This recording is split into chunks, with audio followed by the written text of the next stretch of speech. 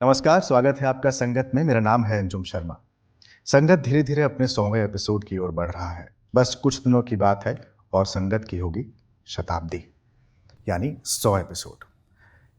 इस पूरी यात्रा के दौरान हम लोगों ने ध्यान रखा कि किस तरह हिंदी साहित्य में अलग अलग विचारधाराएं हैं, अलग अलग धाराएं हैं। उन सभी चिंतकों को, उन सभी आलोचकों को, उन सभी लेखकों को यहाँ पर आमंत्रित किया जाए, उनकी बात रखी जाए, उनसे बातचीत की जाए। इसी क्रम में हमने दलित चिंतकों को भी यहाँ पर आमंत्रित किया। हमने यहाँ पर आदिवासी चिंतकों को आमंत्रित किया। हमने जाना कि उनकी समस्याएं क्या हैं और हिंदी साहित्य में अस्मिता विमर्श का भविष्य क्या है।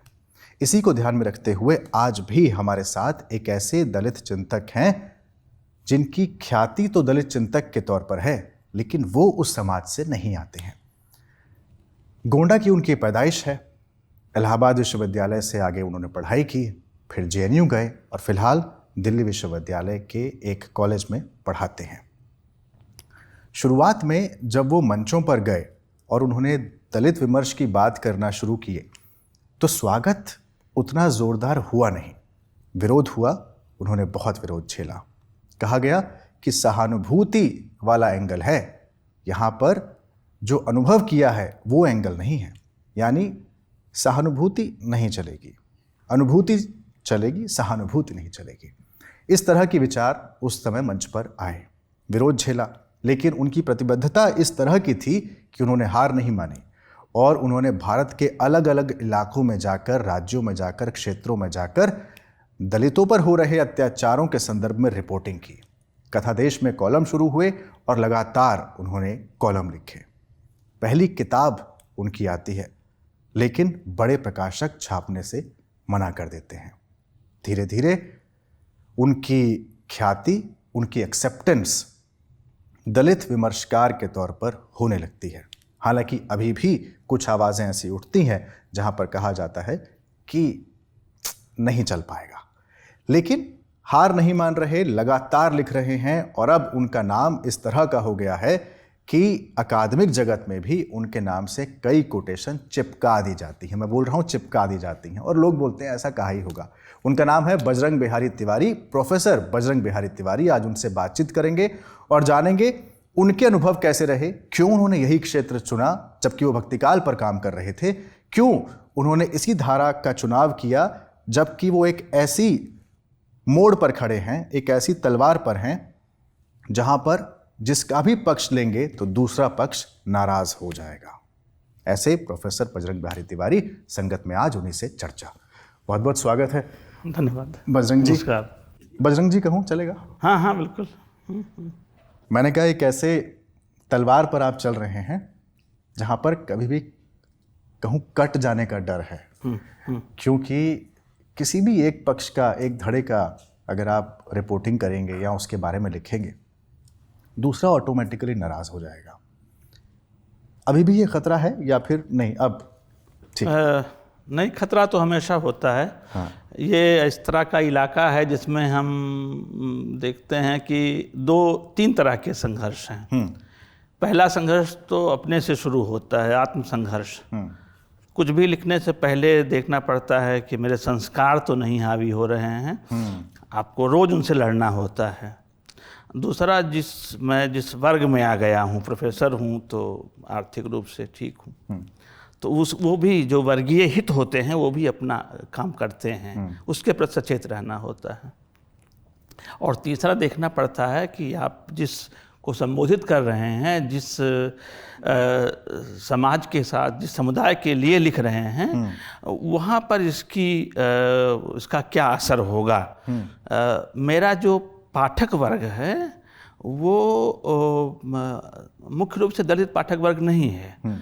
मेरा पाठक वर्ग गैर दलित हैं। दलित लेखन को लेकर के इतने पूर्वाग्रह हैं, इतने प्रेजुडिसेस हैं, इतने बायसेज हैं कि बचते हैं। जो सवर्ण मानसिकता है वो मतलब उधर जाती नहीं। तो हमको लगता है कि ऐसे लोग 1922 की बात है, अंबेडकर साहब ने एक किताब की समीक्षा की थी, रसल की किताब थी, बर्ट्रैंड रसल की, प्रिंसिपल्स ऑफ सोशल रिकंस्ट्रक्शन। सामाजिक पुनर्निर्माण के सिद्धांत, तो उन्होंने कहा था कि समाज अगर बदलेगा तो उसमें सबकी भागीदारी होनी चाहिए। ठीक बात है। तो उसी चीज़ से एक तरह से मैंने प्रेरणा लेकर के कि हमारा भी तो ये काम बनता है, इसमें कोई ठेका तो है नहीं कि परिवर्तन पर ये खास लोग लिखेंगे। तो मैं इस इलाके में आया। तो जो जिसकी तरफ आप इशारा कर रहे थे, वो विरोध ऐसा नहीं कि बंद हो गया है, विरोध अभी भी जारी है। और मुझे लगता है कि अगर आप जीवंत लेखन करते हैं, रोज़मर्रा के घटनाओं पर कुछ कहते हैं, तो विरोध होगा। और उस विरोध का संज्ञान लेते हुए उसको नज़रअंदाज नहीं करना है, उसका संज्ञान लेते हुए फिर आपको आगे अपने लेखन को बेहतर बनाना होता है। आपने कहा कि सबको साथ लेकर चलना पड़ेगा, जैसा बाबा साहेब ने कहा, लेकिन क्या इस बात में सच्चाई नहीं है कि दलित विमर्श में अगर गैर दलित की एंट्री होती है तो दलित वर्ग या दलित लेखक स्वीकार नहीं कर पाते हैं? हाँ, ये इसको लेकर के है। असल में चले जाने का इतिहास बहुत पुराना है और वो बात बीच बीच में उभरती रहती है, वो बात सहज नहीं होने देती अगले को। लगता है कि कहीं ऐसा ना हो कि उस कहें मीठे मधुर भाव में हम उस झांसे में आ जाएं और ठगे जाएं, तो वो एक चीज़ रहती है। वो सावधानी बरतते हैं, जो सावधान पाठक हैं वो सावधान। और वो कई बार ज़रूरत नहीं भी होती है, तब भी कुछ इस तरह के सवाल कर दिए जाते हैं जो लिखने वाले को, हम जैसे गैर दलितों को चोट पहुंचा देते हैं। लेकिन उसकी तैयारी के साथ, उसके लिए हम तैयार होते हैं तभी लिख पाते हैं, ये चीज़ रहती है।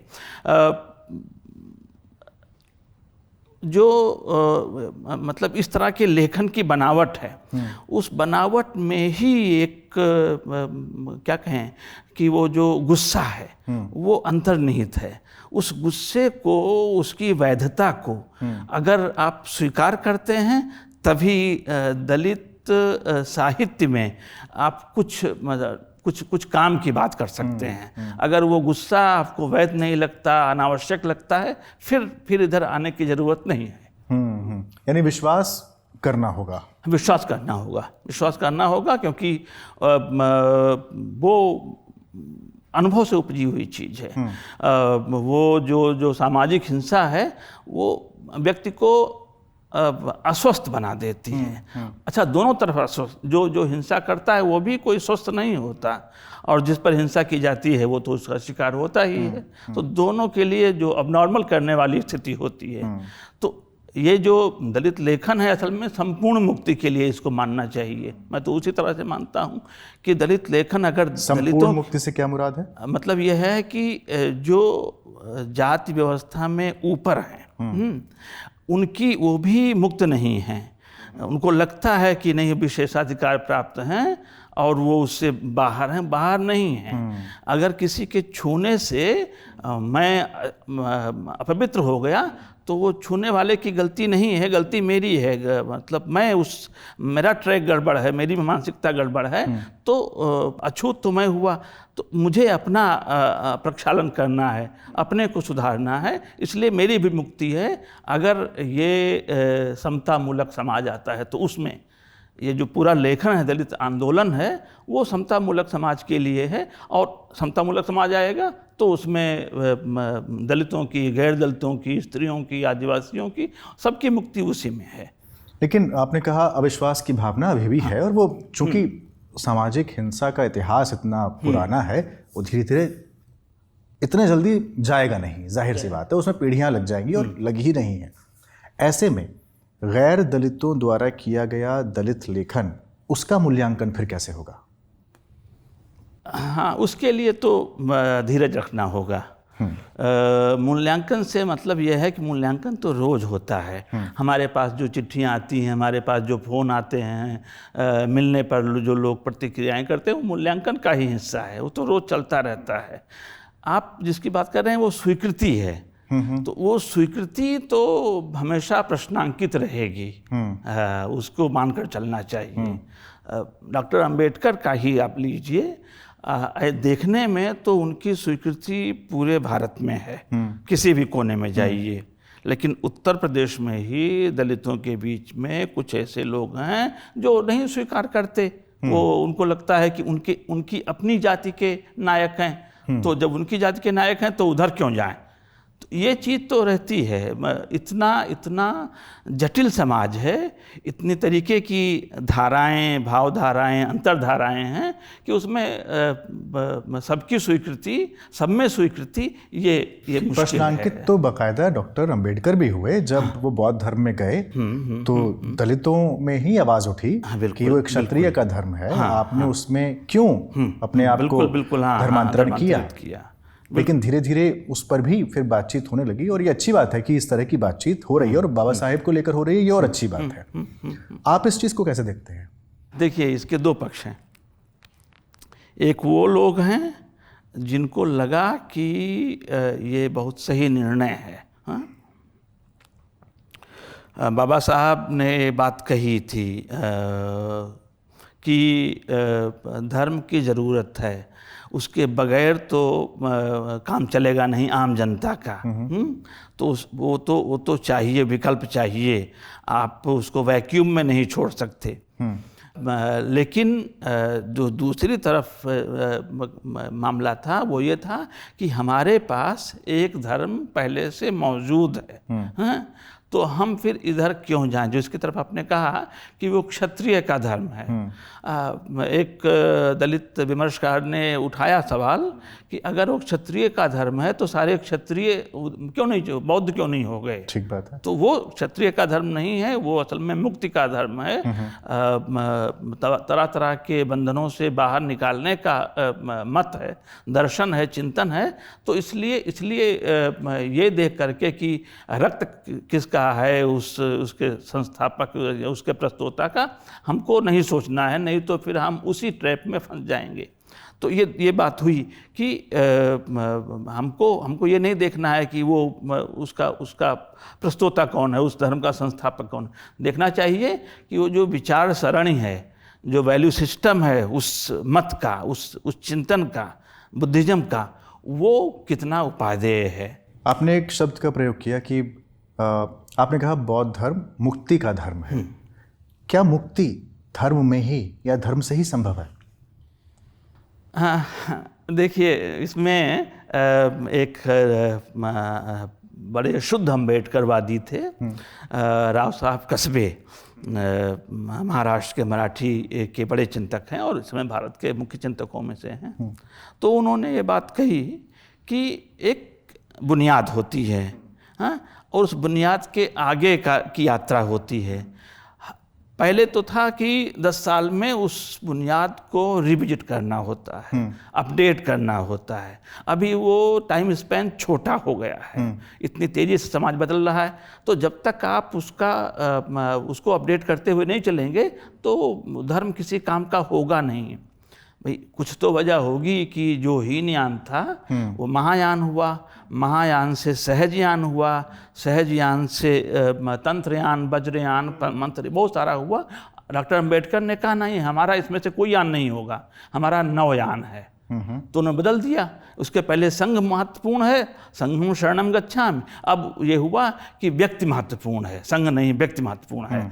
अपदीपो भव या अत्यदीपो भव, अपना दीपक खुद बनो। उन्होंने कहा नहीं, अब कम्युनिटी की बात नहीं, अब व्यक्तियों को मुक्त होने की बात। तो यही है अपडेटिंग, यही इसी को कहते हैं कि मतलब समूह से व्यक्ति तक ले आना है। और ये देखना कि अभी की जो दुनिया है, जिस दुनिया में वो रह रहे हैं, डॉक्टर अंबेडकर ने कहा कि अगर सोवियत संघ वो बुद्धिज्म की तरफ नहीं गया, उसने ईसाइयत को अस्वीकार कर दिया है, उसको धर्म चाहिए, वहाँ की जनता को धर्म चाहिए, नहीं तो जब ये नियंत्रण हटेगा तो सब बिखर जाएगा। अभी भी समय उनका, अभी ये 91 में होता है, क्या कहते हैं, बिखरता है 91-92 में। उससे 36 साल पहले ये बात उन्होंने ये चेतावनी दी थी, ये चेताया था कि अगर सोवियत संघ को स्थिर करना है तो उसे बुद्धिज्म की तरफ जाना होगा। मिल करके दोनों रहें तो वो धर्म की ज़रूरत भी पूरी हो जाएगी, और जिस समाज यानी मार्क्स और अंबेडकर उन्होंने मिला बिल्कुल दिया। बिल्कुल यही हाँ। यही वही मिला दिया उसी की तरफ। जैसे अब उसमें बहुत तरह के लोगों का हित गड़बड़ हो रहा था। काठमांडू में उन्होंने भाषण दिया, हाँ, बुद्ध और मार्क्स, और जब वो गुजर गए उसके बाद में, वो अंतिम दिन 56 का मामला था, 56 में गुजरे 6 दिसंबर को।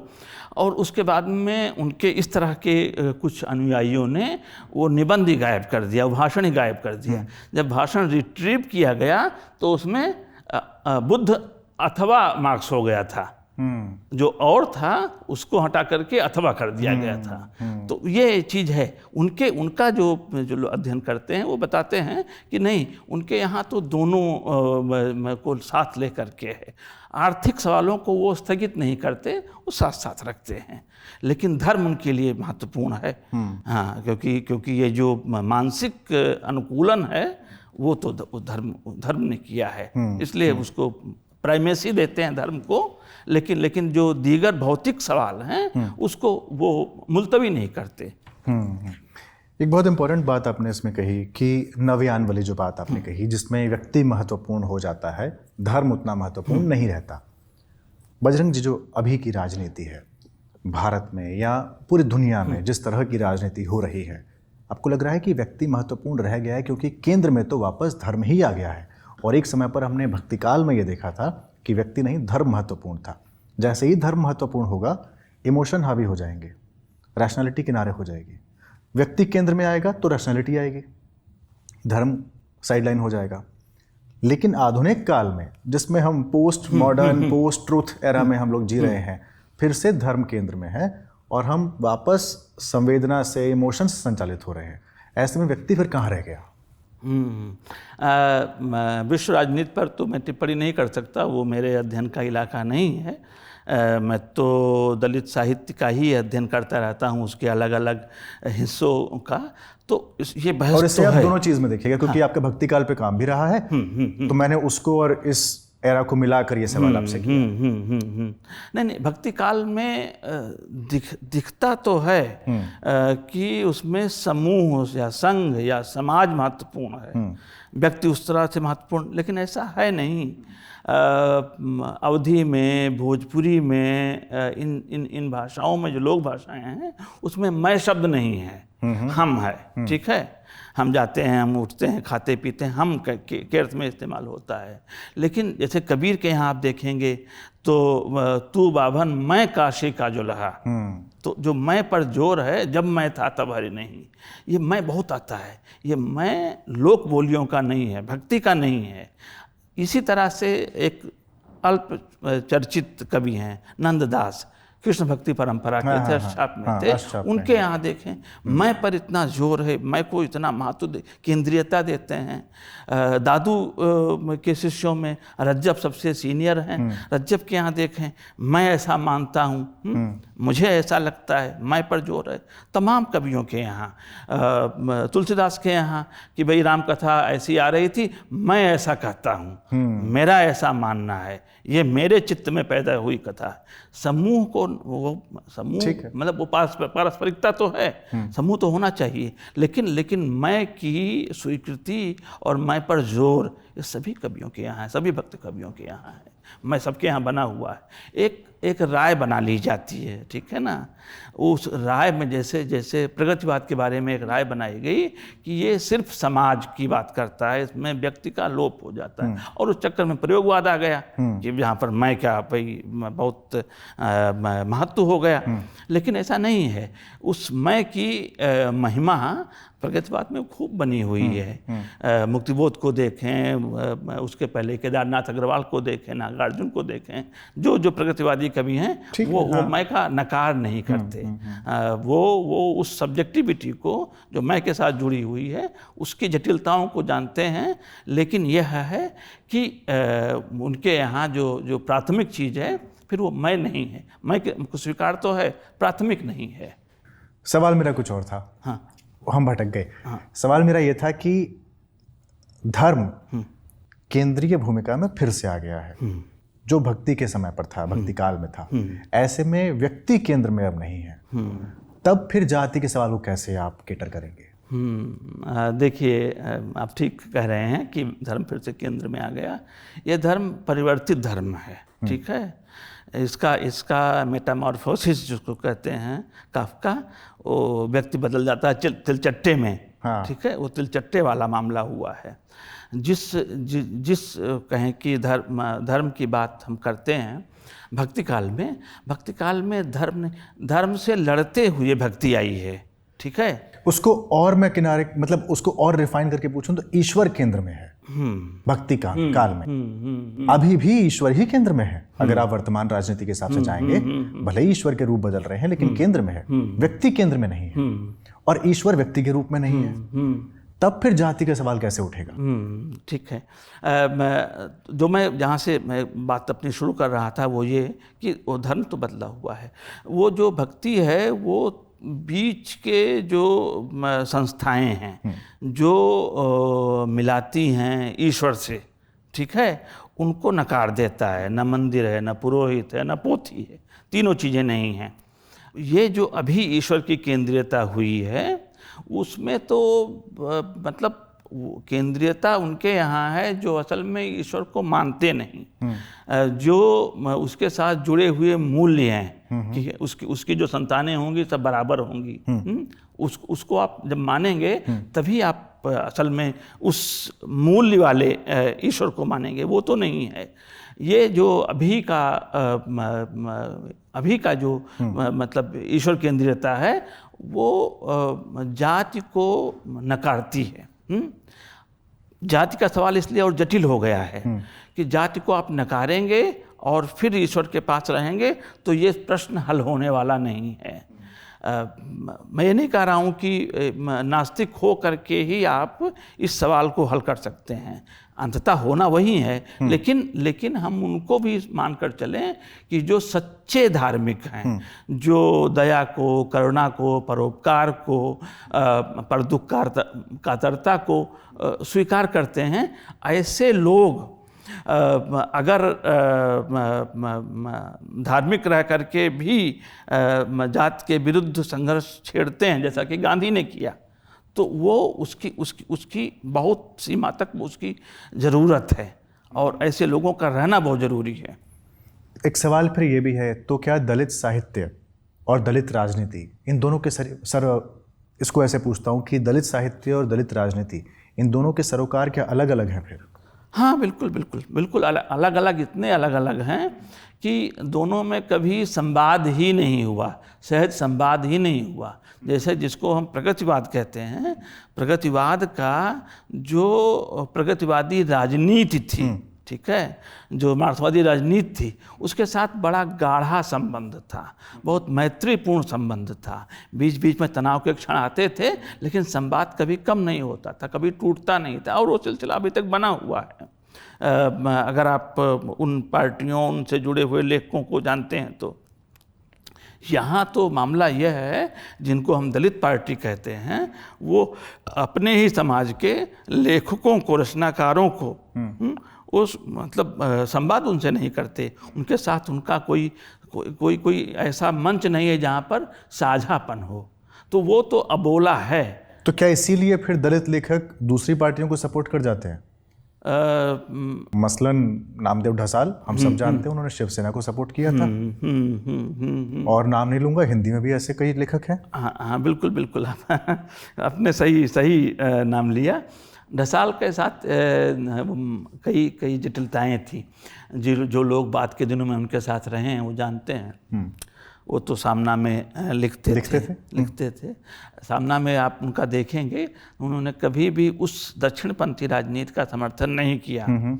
लेकिन नौकरी थी नहीं, बीमारियां बहुत सारी थी, वो जो उनकी भौतिक मजबूरी है वो उनको उधर ले गई। कुछ तरह की सुरक्षा उनको चाहिए थी, वो उनको ले गई। लेकिन उन्होंने अपने लेखन के साथ, जो उनका बाद वाला लेखन है जो अब आ रहा है सामने, तो उसको आप देखेंगे तो मालूम होगा कि लेखन के साथ उन्होंने समझौता नहीं किया।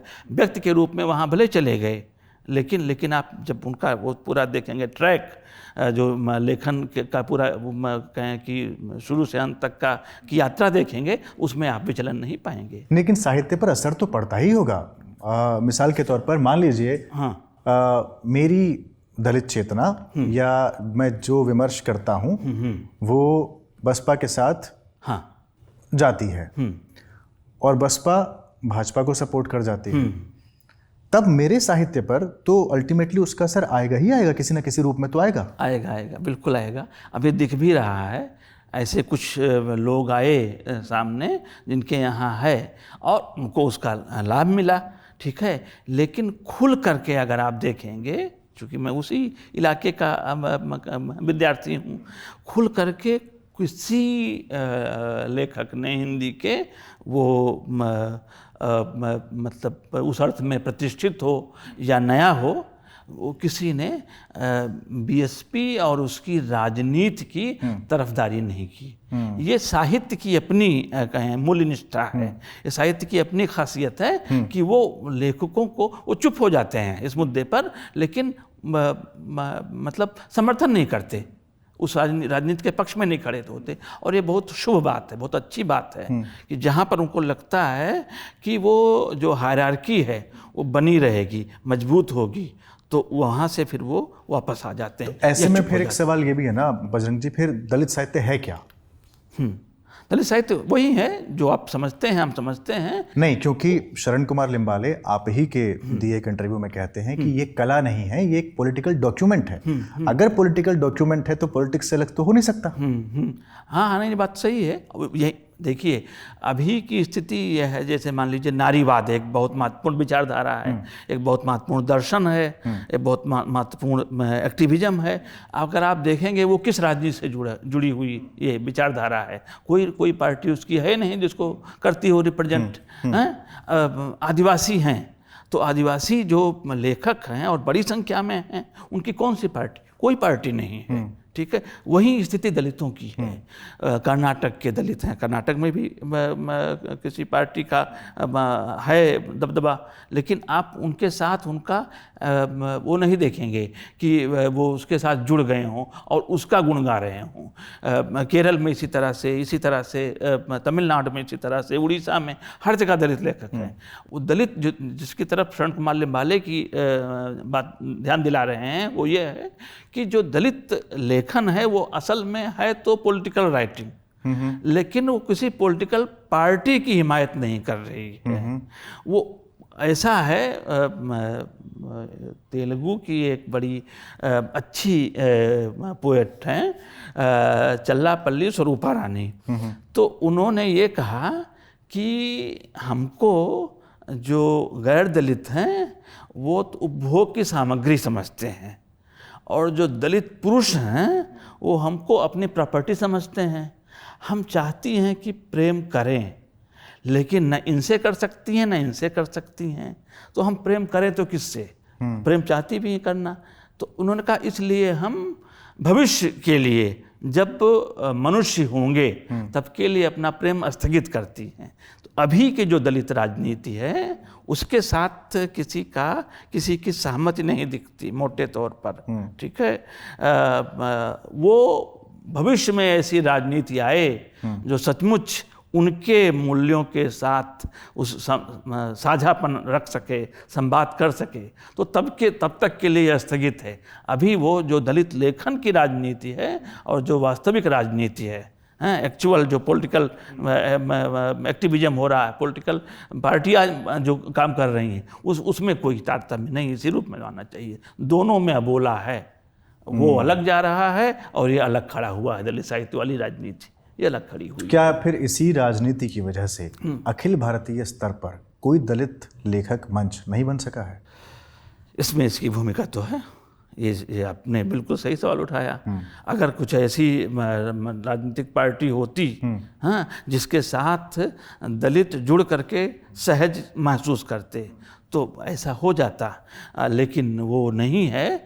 तो फिर खुद स्त्री संगठनों को लेकर के इस तरह से अखिल भारतीय स्तर पर वो अलग अलग इलाकों के लिए हैं, महाराष्ट्र के अलग है, गुजरात के लिए अलग है, लेकिन अखिल भारतीय कोई संगठन दिखता नहीं। यदि है वहाँ पर काम कर रहा है। दलित के साहित्य में तो सचमुच ये ज़रूरत महसूस होती है कि कोई ऑल इंडिया नेटवर्क, कोई संगठन वो नहीं दिखाई पड़ता।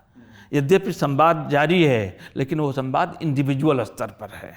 ये नहीं कोई दलित लेखक संघ बना हो और वो खुद हिंदी क्षेत्र के सभी दलितों को नहीं जोड़ पा रहा है, तो और की बात छोड़ दी जाए कि वो बाकी दूसरे प्रांतों को जोड़ेगा। हिंदी प्रांत ही आपस में नहीं जुड़े हुए हैं, ऐसा कोई संगठन नहीं है, तो वो तो कमी महसूस होती है।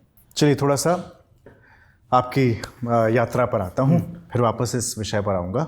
आपने अभी जिन कवयित्री का उदाहरण दिया, उनका नाम मुझे नहीं याद। स्वरूपा रानी। हाँ, स्वरूपा रानी। उन्होंने जब कहा कि दोनों तरफ से हमको भरोसा नहीं, एक प्रॉपर्टी समझते हैं और गैर दलित पुरुष हमको इस तरीके से उपभोग की सामग्री समझते हैं।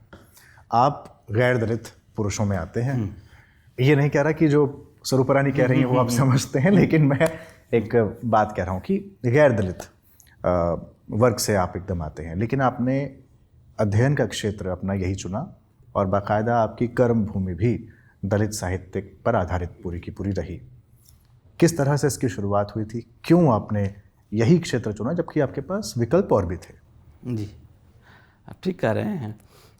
मैं जहाँ से निकला, गोंडा से अयोध्या के बिल्कुल ठीक, मतलब अयोध्या के राजा की गायें हमारे यहाँ बांधी जाती थी, इसलिए उसका नाम गोअड्डा हो गया।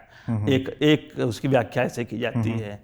हमारा इलाका जो चरवाहों का इलाका है, वो जंगल का इलाका था, वहीं पर अयोध्या की गायें चरती थी, तो हमारे लिए तो धर्म वाला इलाका खुला हुआ था, उसमें जा सकते थे। अच्छा, मैंने शुरू में कुछ दिन तक सरयू के किनारे प्रवचन भी दिया है। अच्छा। हाँ, वो भी था, क्योंकि मतलब हमारे गांव से टोली जाती थी, तो वो किसी और कथाकार को बुलाएं, किसी और प्रवचनकर्ता को बुलाएं, तो उससे अच्छा वो हमसे कहते थे कि आप ही कुछ बताइए। तो कुछ कभी रामायण का प्रसंग, कभी कोई और प्रसंग करके वो करता था। वो तो हमको उपलब्ध था। मतलब बाकायदा पंडित रहे हैं? बाकायदा पंडित रहे हैं। प्रवचनकर्ता वाले। हाँ। वो पुरोहित वाला जो है वो नहीं, ठीक, लेकिन ये वाले तो रहे हैं। ये तो रहे हैं। ये कुछ मतलब वही होता है ना कि आप जाति आपका पीछा नहीं छोड़ती। हाँ, जो मैंने कहा कि रोज संघर्ष करना पड़ता है कि आप जो बोल रहे हैं, आप जो कह रहे हैं, उसमें आपके संस्कार आप पर हावी तो नहीं हो रहे। तो हम मतलब वहाँ से निकले, लेकिन और हमने देखा कि हमारे अपने प्राइमरी पाठशाला में, इंटर कॉलेज में 12वीं तक का जो होता है उत्तर प्रदेश में, वहाँ पर तो है वो जाति भेदभाव होता था, उत्पीड़न भी होता था। बाकी जब मैंने भारत घूमा तब देखा कि हमारा इलाका उस लिहाज से उतना हिंसक नहीं है, लेकिन ऐसा भी नहीं कि हिंसा मुक्त है। तो लेकिन तब मुझे ये चीज़ें सहज लगती थी। इलाहाबाद में बीए करते हुए मैं एक संगठन से जुड़ा, वो बहुत कम समय के लिए रहा, अंतिम दिनों में। बाद में फिर वो मैंने वहाँ पर कहें रिवाइव कर लिया। जब जेएनयू में आ गया तब थोड़ा थोड़ा अनफोल्ड होने लगा कि ये सहज नहीं है। आप जहाँ खड़े हैं वहाँ से आपको सहज लगता है। तो उन्हीं दिनों में एक संगठन सरकारी जो विद्यार्थियों के लिए था, नेशनल सर्विस स्कीम, NSS, राष्ट्रीय सेवा योजना, उसके साथ जुड़ गया।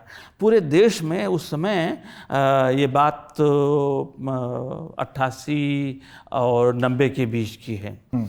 साक्षरता का चल रहा था आंदोलन। तो इलाहाबाद शहर के थोड़ा आगे एक गांव में 1 महीने के लिए चलाया कि जो अंगूठा लगाते हैं वो करने लगे हस्ताक्षर। उसमें कई लोगों को सिखा दिया। अक्षर ज्ञान नहीं हुआ, लेकिन वो अपना साइन करने लगे। तो लगा कि हमने कोई बहुत बड़ी मतलब उपलब्धि हासिल कर ली है। अच्छा, उसी गुमान में भरा हुआ जेएनयू आया, तो हमने अपने कुछ मित्रों से बात की कि साक्षरता आंदोलन नहीं चल सकता क्या। अर्जुन सिंह उस वो थे, संभाल रहे थे महकमा केंद्र सरकार में। तो लोगों ने कहा जेएनयू में कौन सा, वो तो कॉम्पैक्ट बंद परिसर है। तो कहा यहाँ कौन अनपढ़ मिलेंगे आपको। तो ठीक है, मुझे लगा बाहर जाकर के भी करेंगे, क्योंकि वो था कि एक व्यक्ति एक को साक्षर बनाए। तो वो एक चीज़ थी, तो नहीं। लेकिन हमने देखा हमारे स्कूल में, स्कूल ऑफ लैंग्वेजेज में कुछ महिलाएं अंगूठा लगा करके सैलरी ले रही थी। 92 की बात है, तब वहीं मिल जाती थी सैलरी। तो हमने उनसे पूछा अंगूठा क्यों लगा रही हैं? हाँ? तो उन्होंने कहा कि भाई हमको तो लिखना आता नहीं, दस्तखत करना आता नहीं, इसलिए अंगूठा लगा रहे हैं। सफाई कर्मी थी। तो हमने कहा आप हमारे साथ आइए और हम आपको साइन करना सिखाएंगे। तो हाँ, स्वीकृति हो गई। हमारे पास जगह नहीं थी, तो मालूम हुआ कि यहाँ पर एक NSS का एक दफ्तर है, एक कोई उसकी कोऑर्डिनेटर भी हैं। तो उनसे मिला, उन्होंने कहा चलता तो है नहीं, ये तो रिसर्च स्टूडेंट्स का कि विश्वविद्यालय है यहाँ पर, लेकिन है यूनिट तो काम कर रही है, मतलब कागज पर तो है। ठीक है। तो उन्होंने हमको एक हॉल दे दिया SSS में, सेकंड फ्लोर पर, डीन से बात करके। और उसमें मैंने 92 में शुरू किया, जुलाई अगस्त के आसपास एडमिशन हो गया था उसके बाद में, और वो चलाया 6 साल। मुख्य रूप से हमारे पास सफाई कर्मी ही रह गए, बाकी लोग भी शुरू में आते थे, अन्य जातियों के लोग भी उसमें भर्ती हुए थे, लेकिन वो सब चले गए। सफाई कर्मी लोगों में से भी जो पुरुष थे, उन्होंने कहा जनानियों के सामने अपनी बेइज्जती कौन कराए, तो वो भी निकल गए। 3, 4, 5 महीने में, 6 महीने में सब अलग हो गए, लेकिन महिलाएं बच गईं। School of social sciences JNU की बात कर रहे हैं? JNU में, हाँ, SSS-1 में, सेकंड फ्लोर पर वो बड़ा सा हॉल था, हमको दे दिया था, माथुर साहब थे। तो उसमें वो हमको लग रहा था कि मैं उनको पढ़ा रहा हूँ, उनको लिखना, समझना, लेकिन उल्टा हो रहा था। मैं खुद ही लिखना, पढ़ना, समझना सीख रहा था। जो जिस तरह की सामाजिक वास्तविकता है, दिल्ली महानगर है, उसमें भी JNU जैसी क्रांतिकारी जगह है, वहाँ अगर पितृसत्ता काम करती है, वहाँ अगर जाति व्यवस्था काम करती है, तो ये विडंबना है। लेकिन उन्हीं 6 वर्षों में तो नौकरी भी लग गई, तब भी मैंने वो काम नहीं छोड़ा। तो उसने मुझे असल में बना दिया, जिसकी तरफ आप कर रहे हैं। कई लोग इस तरह के सवाल करते हैं। परिवार की एक रही मेरी पृष्ठभूमि, कुछ ऐसी, मतलब ऐसी इस तरह की नाराज़गी हुई, इस तरह की लड़ाई हुई परिवार से। मुझे, मैं ये सवाल आपसे पूछने वाला था, आप पूरा करते तब पूछता कि जब आप जाति व्यवस्था को लेकर काम कर रहे थे कि इसका उन्मूलन हो जाए आदि, तो इस दिशा में आप समाज में आगे बढ़ रहे थे। लेकिन वहीं पर चूंकि आपसे पहले की पीढ़ी, आपके माता पिता, मतलब हमारे ही माता पिता अभी उस भाव से नहीं निकल पाए हैं। अगर मैं अपने घर की भी बात करूं तो भी मुझे पता है कि मेरे अंदर भी वो कहीं ना कहीं और सबकॉन्शियस माइंड में रहेगा और रहा होगा ही। कितनी ही कोशिश करूं, लेकिन रह जाते हैं वो चीज़ें, बीज समाज देता ही है आपको। ऐसे में आपके घर में क्या प्रतिक्रिया रही होगी, और आपने किस तरीके से अपने माता पिता को जाति के आधार पर भेदभाव करते देखा होगा? तो तनावपूर्ण संबंध रहे। हमारी पट्टीदारी बहुत बड़ी है। तो उसमें कोई शुभ काम हो, कोई मांगलिक कार्य हो, उसमें नहीं बुलाते। बुलाएंगे तो आपकी कुर्सी बाहर लगी हुई है, वहीं बैठिए, ऐसा नहीं है।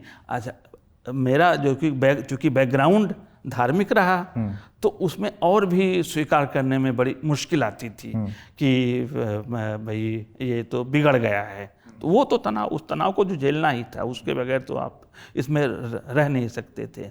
लेकिन ये भी है कि बदले भी लोग, हाँ, उनमें टूटन भी आई। खुद मेरे पिताजी जो बड़े उस मामले में जाति को लेकर के सचेत रहते थे, जब मिलने आते थे JNU में, तो हमारे मतलब घर में आसपास वो उसी तरह के लोग होते थे साथ में, तो बता दिया करता था कि फलाने हैं, ये इस जाति से हैं, इनके साथ आप चाय पिएंगे, खाना खाएंगे। तो वो कुछ हो सकता है दिखाने के लिए, अब इस दुनिया में नहीं है तो मैं तो फिर से प्रमाणित नहीं कर सकता उनसे पूछ करके। हो सकता है कुछ दिखाने के लिए कि नहीं मैं भी प्रगतिशील हो गया हूँ, और कुछ ये कि लड़का जो है वो संभावनाशील है, क्योंकि आर्थिक स्रोत तो है नहीं घर में, और मुझे JRF मिलने लगा तो कुछ पैसे भी आ जाते थे ठीक ठीक, तो वो भी घर जाते थे। तो दोनों चीज़ें मुझे लगता है वो काम कर रही थी, और फिर वो बाद के दिनों में बदल गए और साथ में खाने पीने बदल जाते हैं। लेकिन गांव में जाकर के एग्जैक्टली आपको वैसे व्यवहार करना पड़ेगा। वैसे वैसे बहुत बड़ा बदलाव मैंने यहाँ पर दिल्ली आने के बाद अपने में बहुत सारे लोगों में देखा है। हायर एजुकेशन का बहुत फर्क पड़ता है, आप किस संस्थान से पढ़ रहे हैं बहुत फर्क पड़ता है। जैसे हम दिल्ली विश्वविद्यालय हंसराज से पढ़ाई हुई, फिर आगे चल के वहीं से PhD वगैरह। कभी जहन में आया ही नहीं कि मैं जिनसे बात कर रहा हूँ, मेरे साथ जो बैठ रहे हैं या मेरे हॉस्टल का जो रूममेट है वो किस जाति का है, किस धर्म, कभी देखा ही नहीं। झूठा खा लिया, उसी में आपने चाय पी ली वगैरह वगैरह, ये सब हुआ। लेकिन जैसे ही आप पूर्वांचल की तरफ रुख करेंगे या कोई भी अपने अपने गांव में जाएगा, पंजाब में, राजस्थान में, बिल्कुल बिल्कुल ना चाहते हुए वो बात आपके दिमाग में आ ही जाती है। बिल्कुल बिल्कुल। और मुझे लगता है कि शायद शहर का असर है, या फिर क्योंकि हायर एजुकेशन ऐसा नहीं है इलाहाबाद में नहीं होती, बनारस में नहीं होती, जबकि वहाँ जाति बहुत प्रबल है, ये आपने देखा होगा। बिल्कुल। ये क्यों है कि एक विश्वविद्यालय में कम है, एक में बहुत ज़्यादा है? अब अब उस बात को आप जान समझते हैं, जिस विश्वविद्यालय में जैसी राजनीति हावी होगी, ठीक है, दक्षिणपंथी राजनीति हावी है तो निश्चित तौर पर वो वर्ण और जाति और तमाम तरह की चीज़ें वो सब ऑपरेशनल होंगी, वो सब क्रियाशील होंगी। और अगर वामपंथी राजनीति हावी है तो वो सब चीज़ें टूट जाएंगी, स्थगित हो जाएंगी। मैंने कई साल लगाए केरल पर, तो वहाँ पर काम करते हुए मैंने देखा वहाँ के विश्वविद्यालयों में कि वो चीज़ अभ्यास में नहीं है। जो केरल का दलित साहित्य है उसको देखेंगे तो उनकी लड़ाई फिलॉसफिकल स्तर पर है, दार्शनिक स्तर पर। ये जो रोज़मर्रा की जो स्थूल हिंसा है वो नहीं है, वो वाला ढांचा ढह गया है। लेकिन बजरंग जी, आपने कहा वामपंथ की राजनीति जहाँ हावी होगी वहाँ पर इस तरह की चीजें टूटेंगी। लेकिन वामपंथ तो वर्ण की बात करता ही नहीं, वो तो वर्ग की बात करता है। नहीं, ये भी एक तरह का है। साहित्य की बात मैं करूं, उसके बाद मैं इधर आऊँगा, राजनीति में आऊँगा। तो साहित्य में ये जो वामपंथी स्वर है, वामपंथी ना कहें उसको, मैं कहता हूँ साम्यवादी स्वर है, बराबरी वाला स्वर है। साम्य का मतलब बराबरी है, तो बराबरी वाला जो स्वर है विचारधारा से निकल करके, जिसको हम मार्क्सवादी विचारधारा कहते हैं, वो शुरू होता है 1918 से। 1918 में पहली आवाज़ होती है। 17 में वहाँ क्रांति हुई रूस में, और उसके बाद में वो बहुत संक्रामक सूचना की तरह हर जगह चीज़ फैल गई कि हमारे यहाँ भी किसानों का, मजदूरों का, वो कहें कि उनके हाथ में सत्ता आ सकती है। ये चीज़ वो अकल्पनीय स्थिति थी, लेकिन कई लोग ऐसे निकल आए जो ये कहने लगे कि असंभव दिखता है, हो सकता है, असंभव चीज़ें भी संभव हो जाती हैं। तो वहाँ से शुरू हो जाती है। आप देखेंगे 1918 से लेकर के और 1940 तक, 36 में वो फॉर्मल रूप बन गया, प्रगतिशील लेखक संघ बन गया। PWA जिसकी अध्यक्षता प्रेमचंद ने की थी। लेकिन इस पर अब सवाल उठ रहे हैं की भी थी कि नहीं भी की थी? की भी थी, नहीं की थी वो। नहीं, पहले वो 36 वाला ही माना जाए या लंदन में जो स्थापित हुआ था उसको माना जाए? पहली भारत में तो 36 में माना जाएगा। बाकी सज्जाद जहीर, मुल्कराज आनंद ने उसके पहले कर दिया था लंदन में, वो तो था। लेकिन मैं कह रहा हूँ कि वो धारा चल निकली थी 18 से 36 तक, उसका एक दौर पूरा हो चुका था।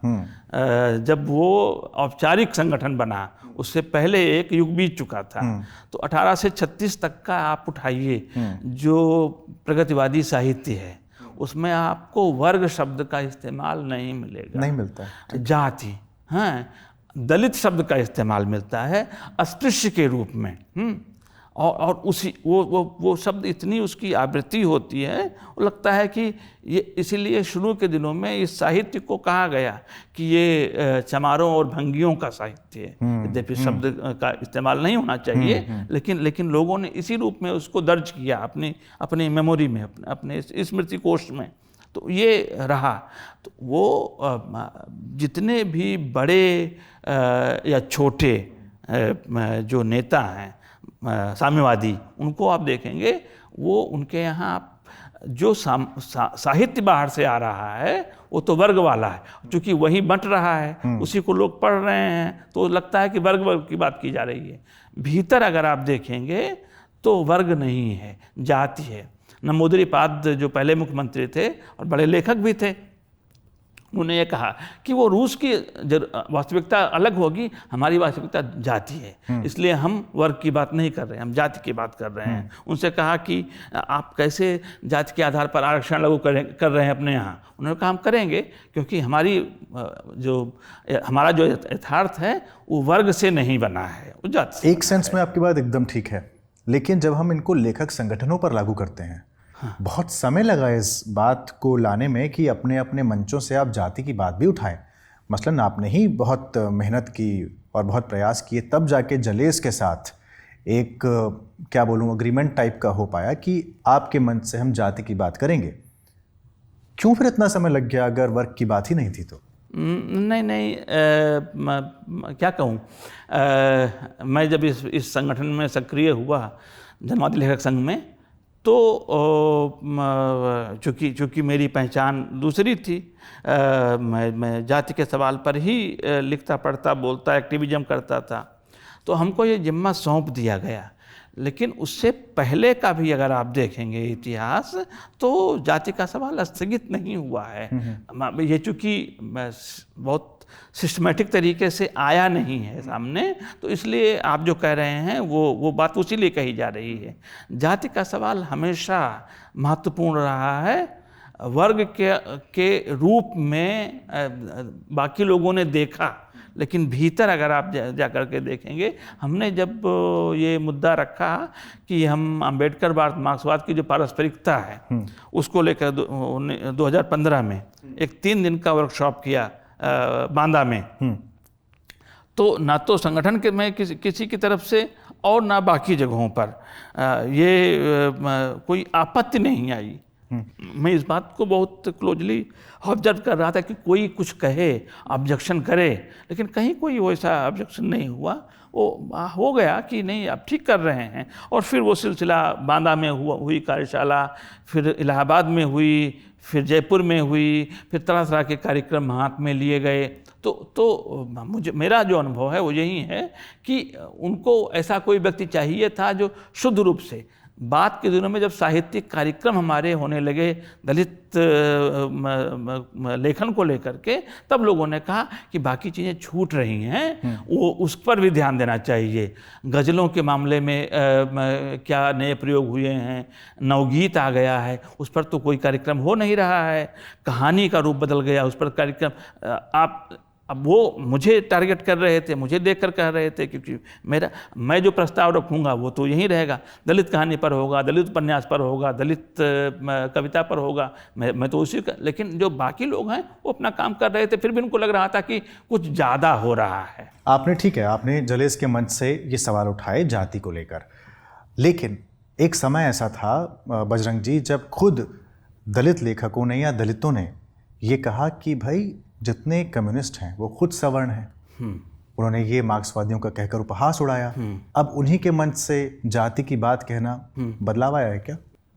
अंजुम जी, ये आक्षेप अगर नहीं करते, अगर इस पर सवाल नहीं खड़े करते, तो वो विमर्श नहीं बन पाता। उनकी ज़रूरत थी। जो बिल्कुल नज़दीक है, शिकायत उसी से होती है। मैं ये नहीं कहूँगा कि बिल्कुल धुला पूंछा मामला है और यहाँ जातिगत संस्कार नहीं हैं, उस तरह के अभिव्यक्तियाँ नहीं हैं। जो सिद्धांत है, जो विचार है, विचार उसकी अनुमति नहीं देता कि वो हायरार्की रहे।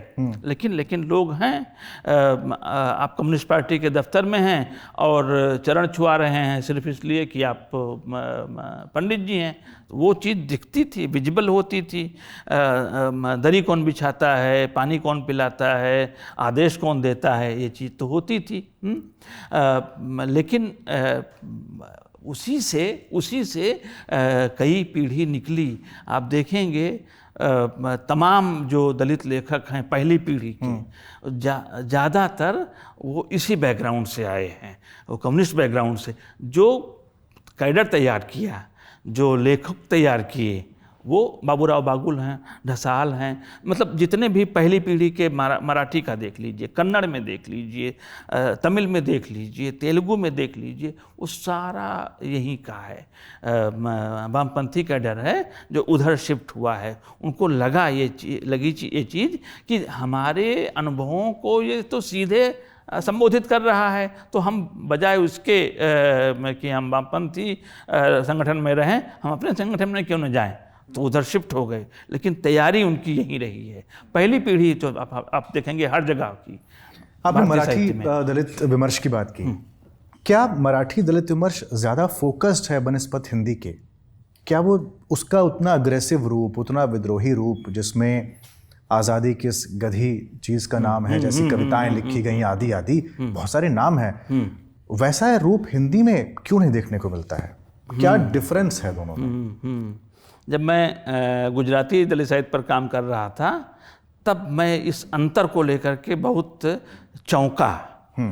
दोनों प्रांत सटे हुए हैं, गुजरात और महाराष्ट्र।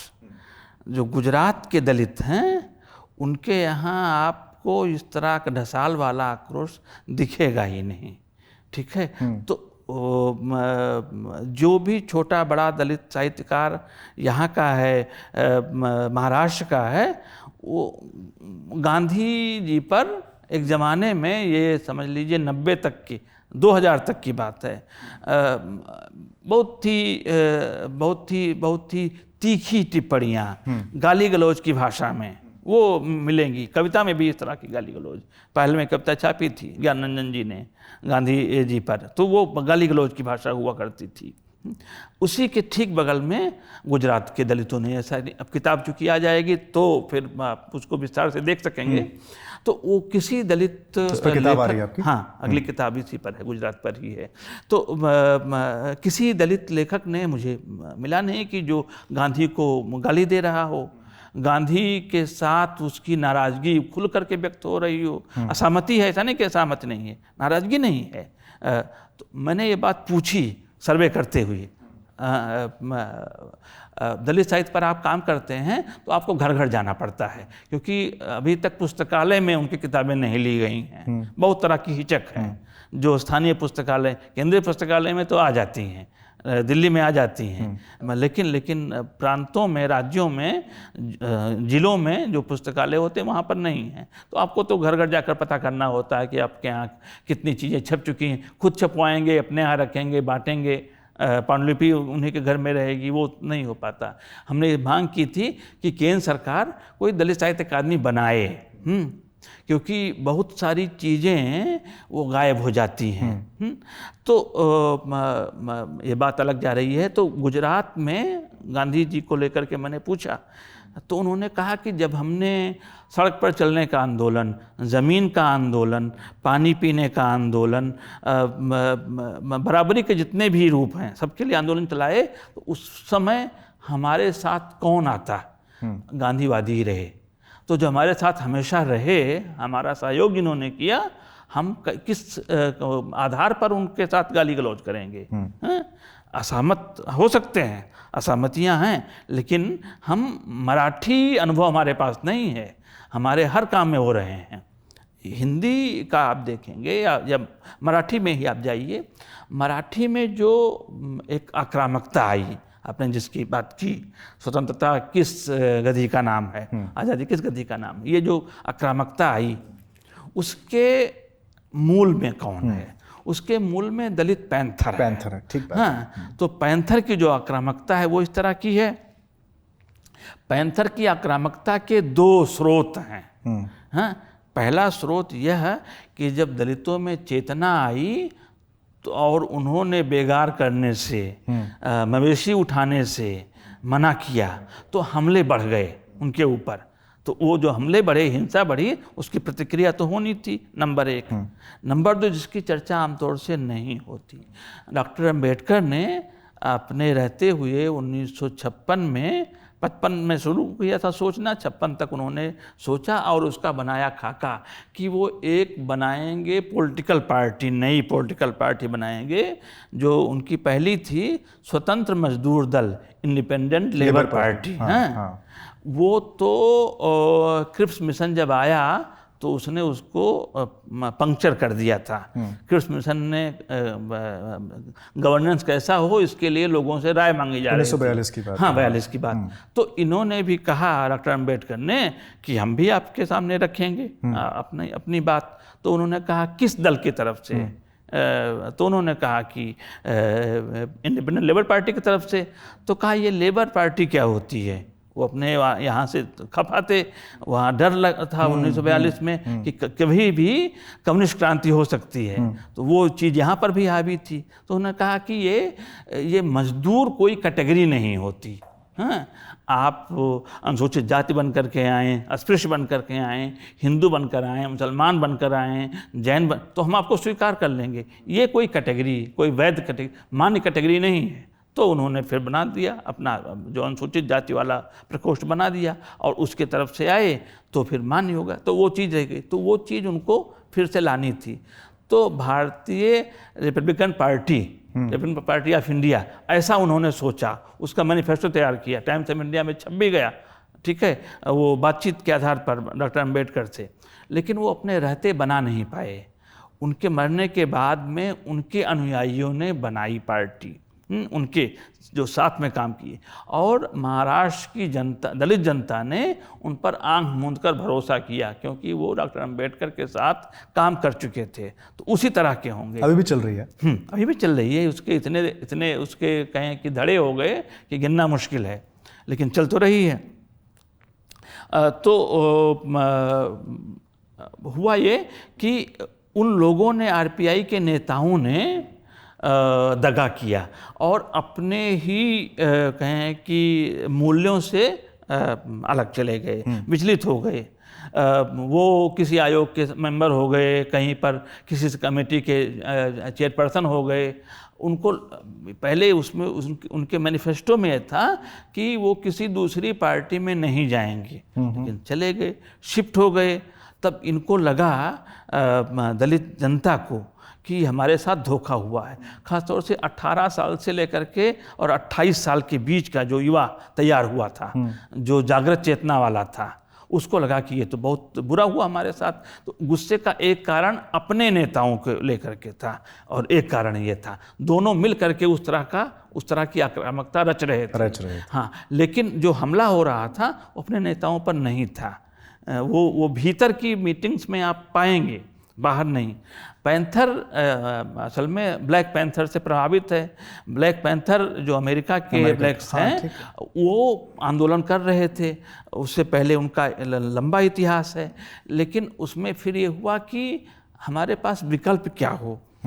तो विकल्प क्या हो, तो कुछ लोगों ने कहा अमेरिकी राष्ट्रवाद, ब्लैक राष्ट्रवाद, ब्लैक नेशनलिज्म। कुछ लोगों ने कहा लिबरेशन थियोलॉजी, जो मुक्तिकारी धर्म है, उसकी तरफ। कुछ ने कुछ कहा, कुछ ने कुछ कहा, बहुत सारी चीज़ें, बहुत क्यास सा हो गया। उसमें से 2 लड़के जो पढ़ रहे थे डिग्री कॉलेज में, वो मार्क्सवादी थे।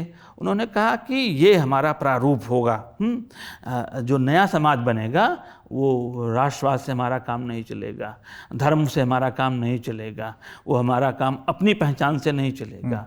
हमको तो इस तरह का समाज चाहिए जिसमें गोरे काले सब एक जैसे हों, स्त्री पुरुष सब एक जैसे हों, और सिर्फ वो अमेरिका में ना हों, पूरी दुनिया में हों। दुनिया के मजदूर, तो मार्क्स की थ्योरी दलित पैंथर्स में इस तरीके से, हाँ, ब्लैक पैंथर में, ब्लैक पैंथर, हाँ, ब्लैक पैंथर वालों ने फिर यहाँ से संपर्क किया, या इन लोगों ने, माफ कीजिए, इन लोगों ने संपर्क किया, और फिर आना जाना, मिलना जुलना, तो ये हुआ। तो यहाँ पर भी जो दलित पैंथर का मैनिफेस्टो है, मैनिफेस्टो आप देखिए 1848 वाला जो कम्युनिस्ट मैनिफेस्टो, वहीं से शुरू होता है मैनिफेस्टो। हाँ, उसके पहले मैनिफेस्टो नहीं है। तो जितने भी जहाँ भी बना, सब जगह मैनिफेस्टो, घोषणा पत्र, कि हमारी जो नीतियाँ हैं वो गोपनीय नहीं होंगी। गोपनीय नीतियाँ दूसरे लोगों की होती हैं, हम तो उसको सबके सामने लाएंगे और उन सिद्धांतों पर जो घोषित हैं उन पर हम चलेंगे। तो वो असल में लीगेसी जो है वो लेफ्ट की लीगेसी है, जो ब्लैक पैंथर के रूप में है और जो दलित पैंथर के रूप में है। और वही आक्रामकता फिर धीरे धीरे साहित्य में आई। हाँ। इस तरह की आक्रामकता लेकिन हिंदी में हमको नहीं दिखलाई। हिंदी में मतलब दलित पैंथर का कोई ऑफशूट आया ही नहीं। ऑफशूट आया नहीं। हाँ, कन्नड़ में चला गया, वहाँ पर उसको कहा गया DSS, ठीक है, दलित संघर्ष समिति। वो आप देखेंगे उनके यहाँ तो बिल्कुल पैंथर वाली आवाज़ दिखाई पड़ती। पंजाब में किस तरीके का माहौल है दलित साहित्य को लेकर? हाँ, पंजाब पर किताब 2 आ चुकी है भूमिका के साथ मेरी, तो अब मैं कुछ कह सकता हूँ उसके बारे में। पंजाब में आप देखेंगे कि जो दलित साहित्य है वो मोटे तौर पर वामपंथी साहित्य है, मोटे तौर पर जाति के अनुभवों के साथ, उत्पीड़न के प्रतिरोध के अनुभवों के साथ वो दिखाई पड़ेगा। चूँकि सबसे अधिक संख्या वहाँ पर है, कुछ तो वजह होगी कि कांशीराम जी वहीं के थे और वहाँ पर नहीं बन पाई, मतलब उस तरह से पार्टी वहाँ पर मजबूत नहीं बन पाई। मुख्यमंत्री पहले वहीं होना था, वहाँ नहीं हो पाया, इसलिए कि वहाँ के जो दलित हैं मुख्य रूप से बड़े पैमाने पर वो वाम की तरफ झुके हुए हैं। उनको लगता है कि नहीं, ये मतलब उनकी अपनी पार्टी है। वो ब्लैक पैंथर के साथ जो मामला आया वो चीज़ हर जगह पर चली गई, और जो जितने भी वहाँ पर हुए कम्युनिस्ट कार्यकर्ता, कम्युनिस्ट नेता, उसमें मतलब दलित समाज के लोगों की भी उपस्थिति रही और मजबूत उपस्थिति रही। तो वहाँ पर तो ये है। इसलिए जो लेखन है पंजाबी का दलित लेखन, उसको आप देखेंगे तो वो बहुत विचारधारात्मक रूप से बहुत मैच्योर दिखता है। और वो उस तरह से जो एक जाति का मतलब कि दायरा हो जाता है, उसके बाहर नहीं देखना है, वो नहीं है। सेल्फ क्रिटिकल राइटिंग दलित मतलब क्षेत्र में अगर देखनी हो तो आप वहाँ पर देखिए, पंजाब में देखिए। इन सब के बीच चूंकि आपने इतना काम किया है, भारत के अलग अलग क्षेत्रों में जाकर काम किया है, रिपोर्टिंग वाले मसले पर मैं आऊँगा भी इसके तुरंत बाद, कहाँ का आपको लगता है कि दलित लेखन अपने उद्देश्य से भटका नहीं है और सही राह पर चल रहा है? हाँ, इस तरह का सवाल करेंगे तो वो अभी मैं उसका उत्तर नहीं दे सकता। हर जगह भटकाव है और हर जगह पर लोग ट्रैक पर भी चल रहे हैं। सब जगह पर अभी 10-12 सालों में तो बहुत भटकाव आया। कई लोग एक ज़माना था जब लोग यूं ही वामपंथी हो जाते थे, उनको स्वीकृति चाहिए थी। उसी तरह दलित लेखन आया तो दलित चेतना नहीं है लेकिन दलित लेखक हो गए कि हर तीसरी कविता में अंबेडकर का नाम आ गया, नीला झंडा आ गया, उस तरह के नारे आ गए। तो उनको लगता था कि अब तो वो दलित लेखक मान लिए जाएंगे। ठीक है, वो सवाल मैंने इसलिए भी पूछा क्योंकि बहुत से लोग ये मानते भी हैं, बहुत आलोचक ये मानते हैं कि 3 दशक से ज़्यादा का समय हो गया है हिंदी में दलित विमर्श को आए हुए, और अब स्टैग्नेशन यानी ठहराव की सी स्थिति आ गई है। आपको भी ये लगता है? ना ना ना ना, अरे अभी तो शुरुआत हो रही है। दलित स्त्रियां नहीं थीं, उनका आगमन अब हुआ है। 2000 के बाद में आना शुरू हुआ और 2020 के बाद में सबसे ज़्यादा संख्या पूरे भारत में, तो वो मतलब वो जो न्यूमेरिकल काउंटिंग कर रहा हूँ, पूरे भारत में सबसे ज़्यादा दलित स्त्रियां हिंदी क्षेत्र में हैं, हिंदी में सक्रिय हैं, नेटवर्किंग कर रही हैं, विचारधारात्मक रूप से परिपक्व हो रही हैं और लेखन कर रही हैं अपने अनुभव। उसकी स्वीकृति नहीं हो रही है, ये दूसरी बात है। उस तरह से जिस तरह हाथों हाथ ले लिया गया। क्या कारण है इसके स्वीकृति न होने के दलित स्त्रियों के? उसके दोनों कारण हैं। एक तो ये कि जो ये दलित तबका है, दलित पुरुषों का, उनको ये लगता है कि जो उन्होंने कमाया था दलित साहित्य के नाम पर, माने कि जो कल्चरल कैपिटल उन्होंने की थी, ये दलित स्त्रियों का चूंकि अलग कैटेगरी हो गई है, दलित स्त्रीवाद, दलित स्त्री लेखन, उसमें वो मर्ज नहीं कर पा रही है, कर भी नहीं सकती। तो वो इतिहास उनका छोटा हो जाएगा, कमज़ोर हो जाएगा। इसलिए किसी दलित लेखक ने, हाँ, जो नामचीन है, पहली पीढ़ी वाले हैं, उन्होंने तो दलित स्त्रियों के लेखन को समर्थन नहीं दिया। हाँ, दो बातें कही गई। एक तो यह कि जब हम लड़ाई लड़ ही रहे हैं तो आप क्यों आ रहे हैं, ठीक है, इसमें, हाँ, हम आपकी भी लड़ाई लड़ रहे हैं। जब जाति से मुक्त होंगे तो पितृसत्ता से अपने आप मुक्त हो जाएंगे, ये कोई इशू नहीं है। एक तो ये था। दूसरा कि ये जो दलित स्त्रियां लिख रही हैं, ये बहका दी गई हैं, ये फुसला ली गई हैं उनके द्वारा जो दलित नहीं हैं, गैर दलितों के द्वारा। इस पर बहुत सारा, मैं भी उसको मतलब लपेटे में आ गया। कई लेख छपे कि इनके कहने से, अरे भाई आप एजेंसी नहीं दे रहे हैं दलित स्त्रियों को कि उनमें भी चिंतन क्षमता है, वो भी अपने अनुसार निर्णय ले सकती हैं। और जो गैर दलित समाज है उसको लगता है कि अगर जागृत हो गई, अगर अपने अधिकारों को लेकर सचेत हो गई तो उनको जो सस्ता लेबर मिल जाता है, ठीक, वो कैसे मिलेगा। ठीक है, तो उनको इस बात को लेकर के दिक्कत है। चूंकि स्त्रियों की बात चल रही है, स्त्री लेखकों की, एक टर्म चलता है मराठी में, अम्बेडकरवादी फेमिनिज्म, अम्बेडकराइट फेमिनिज्म। हिंदी में इस तरह का टर्म देखने को नहीं मिलता। क्या है ये टर्म और हिंदी में से आप कैसे देखते हैं? जिसको हम कहते हैं अभिधान, नाम, उसको लेकर के तो कई मत हैं। वहाँ पर नामांतर आंदोलन ही चला, मराठवाड़ा विश्वविद्यालय का नाम लेकर के। 1984 में ये आंदोलन शुरू हुआ और नागपुर के थे एक वामपंथी पृष्ठभूमि के दलित राइटर, बड़े राइटर यशवंत मनोहर, तो उन्होंने ये शुरू किया कि हमको दलित शब्द नहीं चाहिए, ठीक है, हम अम्बेडकरवादी हैं, परिवर्तनवादी हैं, प्रबुद्ध हैं। तो वो धारा भी चल रही है। वैसे बहुत से लोग हैं जो अब दलित साहित्य के नाम पर नहीं लिखते हैं, वो अम्बेडकरवादी साहित्य के नाम पर लिखते हैं, प्रबुद्ध साहित्य कहते हैं, बुद्ध से जुड़ा हुआ प्रबुद्ध साहित्य, ठीक है। हाँ। तो वो कहते हैं, लेकिन मोटे तौर पर वहाँ पर भी मतलब जैसे मेरा जो लेखन वहाँ पर जाता है मराठी में अनुदित होता है, तो वो इसको लेकर के बहुत दिक्कत महसूस करते हैं, क्योंकि मेरे मतलब उसमें दलित रहता है, तो कहते हैं दलित, लेकिन ये है कि जिसको अम्बेडकराइट या अम्बेडकरवादी फेमिनिज्म कहते हैं, वो दलित फेमिनिज्म ही है, वो नाम का अंतर है, बाकी कोई अंतर नहीं। दलित फेमिनिज्म भी ये मानता है कि उसके मूल में अम्बेडकर का चिंतन है, लेकिन अम्बेडकर का सिर्फ नहीं रखता, वो फुले का भी रखता है, क्योंकि फुले पहले नारीवादी फिलॉसफर हैं भारत के, और उसका असर दिखता है उनकी अपनी जो जीवन संगनी हैं उनके ऊपर, ज्योतिराव फुले और सावित्रीबाई फुले। ये जो जोड़ा है वो जेंडर के सवाल को लेकर के, पैट्रियार्की को लेकर के बहुत सचेत है और बहुत ही अग्रगामी है, अपने समय से आगे बढ़ा हुआ। ये जो दलित फेमिनिज्म है, इसकी मूल चिंता में बजरंग जी क्या है? अपने ही लोगों द्वारा किया जा रहा महिला उत्पीड़न या फिर संपूर्ण महिलाओं की मुक्ति? देखिए, जो निकटतम, अब इसमें अपनी जाति का सवाल भी है, जातियों की उपजातियों का भी सवाल है, और एक समाज में जो मुक्ति है स्त्री की, वो सवाल भी है, क्योंकि यहाँ पर दोहरी मार है और कहूँ तिहरी मार है, आर्थिक रूप से भी।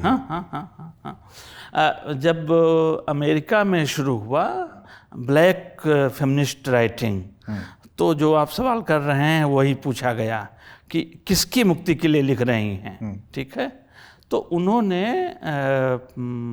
क्रेनशॉ नाम था जिन्होंने ये सिद्धांत दिया, इंटरसेक्शनलिटी का सिद्धांत दिया, कि हम जिस कहें कि वजह से पीड़ित हैं वो एक वचन में नहीं है, बहुवचन में है, ठीक है। तो इसलिए हमारी जो विचारधारा है वो बड़ी संश्लिष्ट है।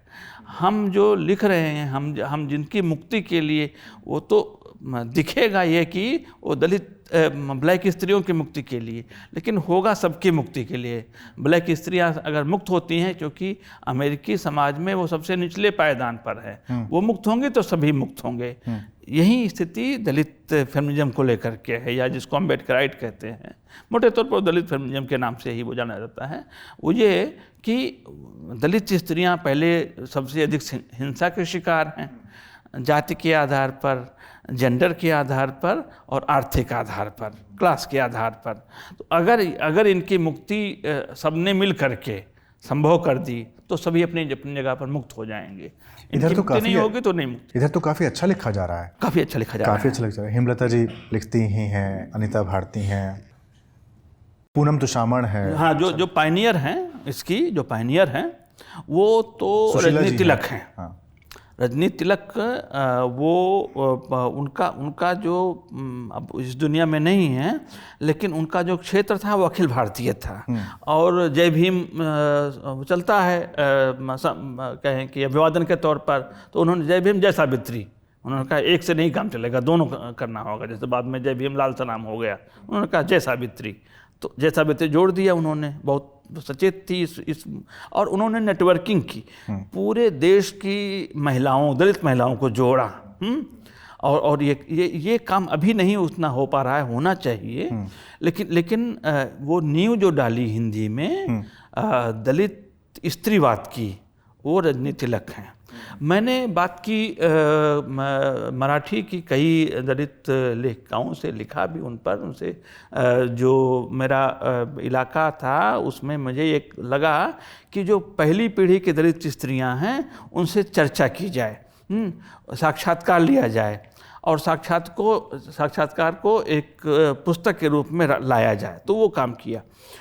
उसका पहला हिस्सा इसी साल नए रूप में आया, वाद से संवाद नाम से। कौन सा वाद है जिसके साथ हम संवाद कर रहे हैं? वो अम्बेडकरवाद है, वो फुलेवाद है, वो मार्क्सवाद है, वो स्त्रीवाद है, कौन सा वाद है? वो उस वाद को लेकर के, तो उसमें पूरे भारत से 25-30 दलित चिंतक हैं पहले खंड में। तो वो चीज़ आ गई। तो इसी तरह से दलित स्त्रियों, उसमें ज्योति लांजेवार मराठी की, उर्मिला पवार मराठी की, कुसुम पावड़े मराठी की, ये जो मराठी की पहली पीढ़ी के महिलाओं से बात की, इंटरव्यू किया, तो उसमें ज्योति लांजेवार और कुमुद जो हैं वो संस्कृत की पहली आचार्य थी दलितों में, दलित स्त्रियों में। हाँ, संस्कृत पढ़ाती थी डिग्री कॉलेज में और उसी रूप में रिटायर। अभी तो उस दुनिया में नहीं। अंता स्फोट उनकी आत्मकथा है। वो संस्कृत का पूरा असर दिखता भी है। क्या ही बड़ी बात है। मतलब जो भाषा अपने आप में वर्ग, मतलब वर्ण भेदी हो, उसी भाषा की आप आचार्य हो, कितनी बड़ी बात है। तो वो थी। तो लेकिन ज्योति ने कहा कि हमको तो हमारी लड़ाई तो ऐसा नहीं है कि सिर्फ सवर्ण पुरुषों से है। सवर्ण पुरुष हैं और जो गैर सवर्ण पुरुष हैं और जो दलित पुरुष हैं, तीनों से है। ठीक है, तीनों से है। और हम मतलब इनसे जूझे बिना और इनके साथ अलायंस किए बिना अपना काम नहीं कर सकते। दोनों चीजें करनी हैं। लेकिन बजरंग जी, माफी चाहूंगा बीच में टोक रहा हूँ, क्योंकि बात लंबी हो रही थी इस वजह से। बार बार एक बात ये उठती है कि फिक्शन नहीं है दलित साहित्य में, कल्पना नहीं है। कब तक आत्मकथ्य चलेगा? कब तक आप आत्मकथा और बहुत हुआ तो कविताओं की तरफ जाएंगे? उपन्यास कहाँ आएंगे? हालांकि ऐसा नहीं है उपन्यास नहीं आए हैं, कुछ आए भी हैं, सुशीला टागभोरे के ही उपन्यास हैं। लेकिन तब भी अगर आप बृहद स्तर पर देखें तो उसमें वैश्विक समस्याएं नहीं हैं, उनमें कल्पनाएं नहीं हैं, तो स्टैग्नेशन तो है ही। ना, फिर से वही है कि आप जहाँ से खड़े होकर देख रहे हैं वहाँ से ऐसा ही दिखेगा। अब ऐसा है कि अभी इसी साल में 4 उपन्यास आए हैं, बड़े उपन्यास आए हैं हिंदी में। ठीक है, और वो जो आपकी शिकायत हो दूर भी होती है। कैलाश बानखेड़े का उपन्यास आया, उजला अंधेरा करके। अभी 500 नाम से भीमा कोरेगांव को लेकर के टेकचंद का उपन्यास आया। हाँ, हाँ, राजेंद्र सजल का उपन्यास आया निर्वासन के नाम से, नटिनी के नाम से रत्न कुमार सामरिया का उपन्यास आया, 2 उपन्यास जिनका आपने नाम लिया सुचला टागभोरे, उनका भी प्रोसेस में है, 3 उपन्यास छप चुके हैं, 2 उपन्यास प्रोसेस में है। उनकी हाँ, तो उनका प्रोसेस में है। तो बड़े पैमाने पर मराठी में पुरोगामी आया, पुरोगामी के बाद में जैसे अभी फ़कीरा का अनुवाद नहीं हुआ था, फ़कीरा का अनुवाद पूरे भारत में। मैं जो पहले आपसे बात कर रहा था मतलब गुजराती और मराठी वाली, हमारी जानकारी यानी बहुत सीमित है हम लोगों की। हाँ, नहीं उपन्यास उसकी कमी महसूस की गई। मैंने लम्ही पत्रिका के लिए लिखा था, मुझे लगता है कि ये अमिताभ राय ही उसके अतिथि संपादक थे 2010 के आसपास। तो ये जो सवाल आप उठा रहे हैं वो उठाया था, ठीक है, कि जो उपन्यास हैं दलित उपन्यास के नाम पर, उसमें कल्पनाशीलता, विचारशीलता दोनों की कमी महसूस होती है और भर्ती का लगता है। लेकिन जैसे पढ़ता गया मैं भी, मैंने आपसे अभी चर्चा की थी गुजराती और मराठी की, तो मराठी के लगभग सभी लेखकों ने आत्मकथा लिखी है, सभी महत्वपूर्ण लेखकों ने आत्मकथा लिखी, सबने नहीं लिखे लेकिन सभी महत्वपूर्ण लेखकों ने आत्मकथा लिखी। शुरुआती जो आत्मकथा उनकी है तराल अंतराल, तराड़ होता है, हम लोग आमतौर से बोलते नहीं हैं, तो वो जो तराड़की होती है जो महाल लोग करते हैं, ठीक है, उस पर ये आधारित है। और जो पहले वीसी थे भारत के दलित वीसी शंकर राव खरात, उन्होंने कुछ दिन तक बाबा साहब के साथ काम भी किया था, तो औरंगाबाद विश्वविद्यालय के वो बनाए गए थे वाइस चांसलर, तो उनकी आत्मकथा है, इतनी विनम्र है, ठीक है। जब वो हिंदी में अनुवाद हो रही थी तो उसमें वो अध्याय निकाल दिए गए, अरे ये कहते हुए कि कुछ ज़्यादा, और हमको अभी इस विनम्रता की ज़रूरत नहीं है, इस पोलाइटनेस की ज़रूरत नहीं है। वो अंतर कथा बड़ी महत्वपूर्ण है। मैंने उनकी जब मैंने लिखना शुरू किया तब तक वो गुजर चुके थे, उनकी पत्नी से मिला, उनसे बात की, उसके जो हिंदी अनुवादक थे उनसे मिला, उनसे बात की, और उनके सर्किल के लोगों से बात है ये। तो मैंने कहा कि वो चैप्टर कहाँ गया जिसमें उन्होंने अपने अध्यापक पर लिखा था, तो मतलब जानकारी पहले कर ली थी। तो ये कहा अनुवादक ने, अभी वो हैं, बहुत बुजुर्ग हो गए हैं, पूना में रहते हैं, केशव प्रथमवीर, बड़े बड़े शानदार आदमी हैं, यहाँ के थे, कानपुर के, घूमते घामते वहाँ पहुँच गए ना, एक दुकान पर काम किया, और दुकान पर काम करते करते हाई स्कूल, इंटरमीडिएट और कॉलेज के शिक्षक हो गए पीएचडी करने के बाद में, और पूना विश्वविद्यालय के हेड ऑफ डिपार्टमेंट से रिटायर हुए। तो उन्होंने किया था, उसका अनुवाद यहाँ वहाँ खोजा गया कि कोई कर दे, तो लोगों ने कहा कि मराठी ही नहीं है ये भाषा, तो मराठी नहीं तो कहा है महार की है, महारों की मराठी अलग होती है, जो साधु मराठी जिसको हम लोग सुनते हैं जानते हैं वो अलग होती है। ढसाल जो है वो लिखते थे साधु मराठी में, महारकी में नहीं, लेकिन खरात ने लिखा था महारकी में। तो उन्होंने एक चैप्टर लिखा था, उनके एक ब्राह्मण शिक्षक थे उनके ऊपर, हाँ, लेकिन वो गायब हो गया, चैप्टर ही गायब हो गया, हिंदी अनुवाद में नहीं मिलेगा। वहाँ पर भी वो किताब दबा दी गई। पहले शुरुआती है तो ये शरण कुमार लिम्बाले ने ही और लोगों ने कहा कि हमको इतनी पोलाइटनेस की ज़रूरत नहीं है। तो ये तो वो जो आक्रामकता जरूरी है। हाँ, आक्रामकता जरूरी है गैर दलितों के प्रति। बिल्कुल, उससे नाराज रहे हैं गुजराती के दलित लेखक।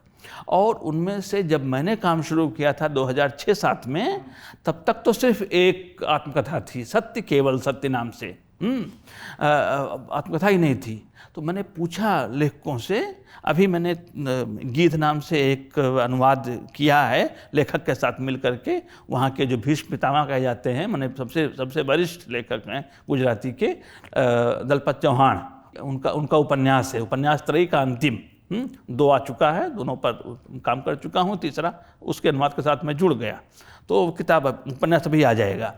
तो मैंने पूछा उन लोगों से कि आप सबने उपन्यास तो लिखे हैं, आत्मकथा क्यों नहीं लिखी है? तो उन्होंने 2 उत्तर दिया। पहला उत्तर यह है कि अगर हमको सच बोलना होगा तो वो उपन्यास में बोल सकते हैं, आत्मकथा में सच नहीं बोल सकते, इतने तरीके के दबाव होते हैं बाप रे कि अपने परिवार वाले, अपनी बिरादरी वाले आपको दबोच लेंगे कि ये आपने क्या कर दिया है। और जिनके बीच में आप रहते हैं, जो आपके आसपास दांत हैं, वो दांत भी आपको कुचल देंगे, चबा डालेंगे। तो इसलिए हम आत्मकथा नहीं लिखेंगे, हैं, सच बोलना है, उपन्यास लिखेंगे। तो वो उन्होंने कहा कि, और दूसरा ये कि ऐसा नहीं है कि सर्जना की, कल्पनाशीलता की हमको ज़रूरत नहीं है, हमको ज़रूरत है, लिखा उन लोगों ने। फिर वहाँ के जो अभिजात आलोचक थे, उन्होंने कहा ये भाषा तो नहीं चलेगी उपन्यास के लिए, ये तो बड़ी उबड़ खाबड़ भाषा है। तो एक दक्षा दामोदरा नाम की लेखिका हैं, उन्होंने कहा कैसी भाषा आप चाहते हैं? तो कहा जिसमें लिखा जाता है ललित उपन्यास, ललित उपन्यास, दलित उपन्यास नहीं चाहिए, ललित उपन्यास चाहिए। उन्होंने कहा वो चाहिए आपको। उन्होंने उपन्यास लिखा एक, मोटा उपन्यास है, और पूरा संस्कृत निष्ठ गुजराती में, पूरा संस्कृत निष्ठ गुजराती। अब देखिए, तो उसके बाद में सबकी बोलती बंद हो गई। कहा ऐसा थोड़ो है कि हम नहीं जानते इस भाषा को, हमने मास्टरी इस पर नहीं की है, वो दबाव की इतने हैं। हाँ, लेकिन हमको ये है कि हमारे अनुभव हमारी अपनी भाषा में आने चाहिए। बजरंग जी, आपके ऊपर भी इस तरीके के दबाव रहते हैं क्या?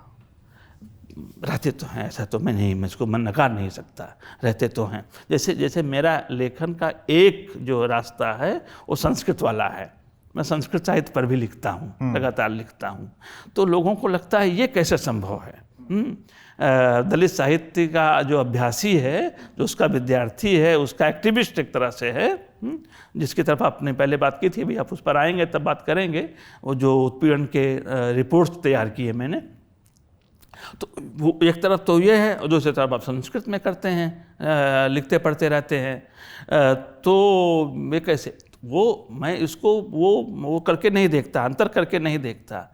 वो सारी चीज़ें, वो सारे अनुभव तो उस परंपरा में भी हैं, संस्कृत परंपरा में भी हैं। दो भाषाओं की और बात करूँगा, बहुत संक्षेप में बताइएगा मुझे, बहुत संक्षेप में। उर्दू और अंग्रेज़ी, इन भाषाओं में भी क्या उसी तरह से दलित विमर्श का लेखन हो रहा है जैसा अन्य भाषाओं में हो रहा है? भले उर्दू में एक जयंत परमार हैं, गुजराती में भी लिखते हैं, उर्दू में भी लिखते हैं, लेकिन मुख्य रूप से कोई और है ही नहीं, तो वही दलित साहित्यकार हैं भी, और होने चाहिए थे।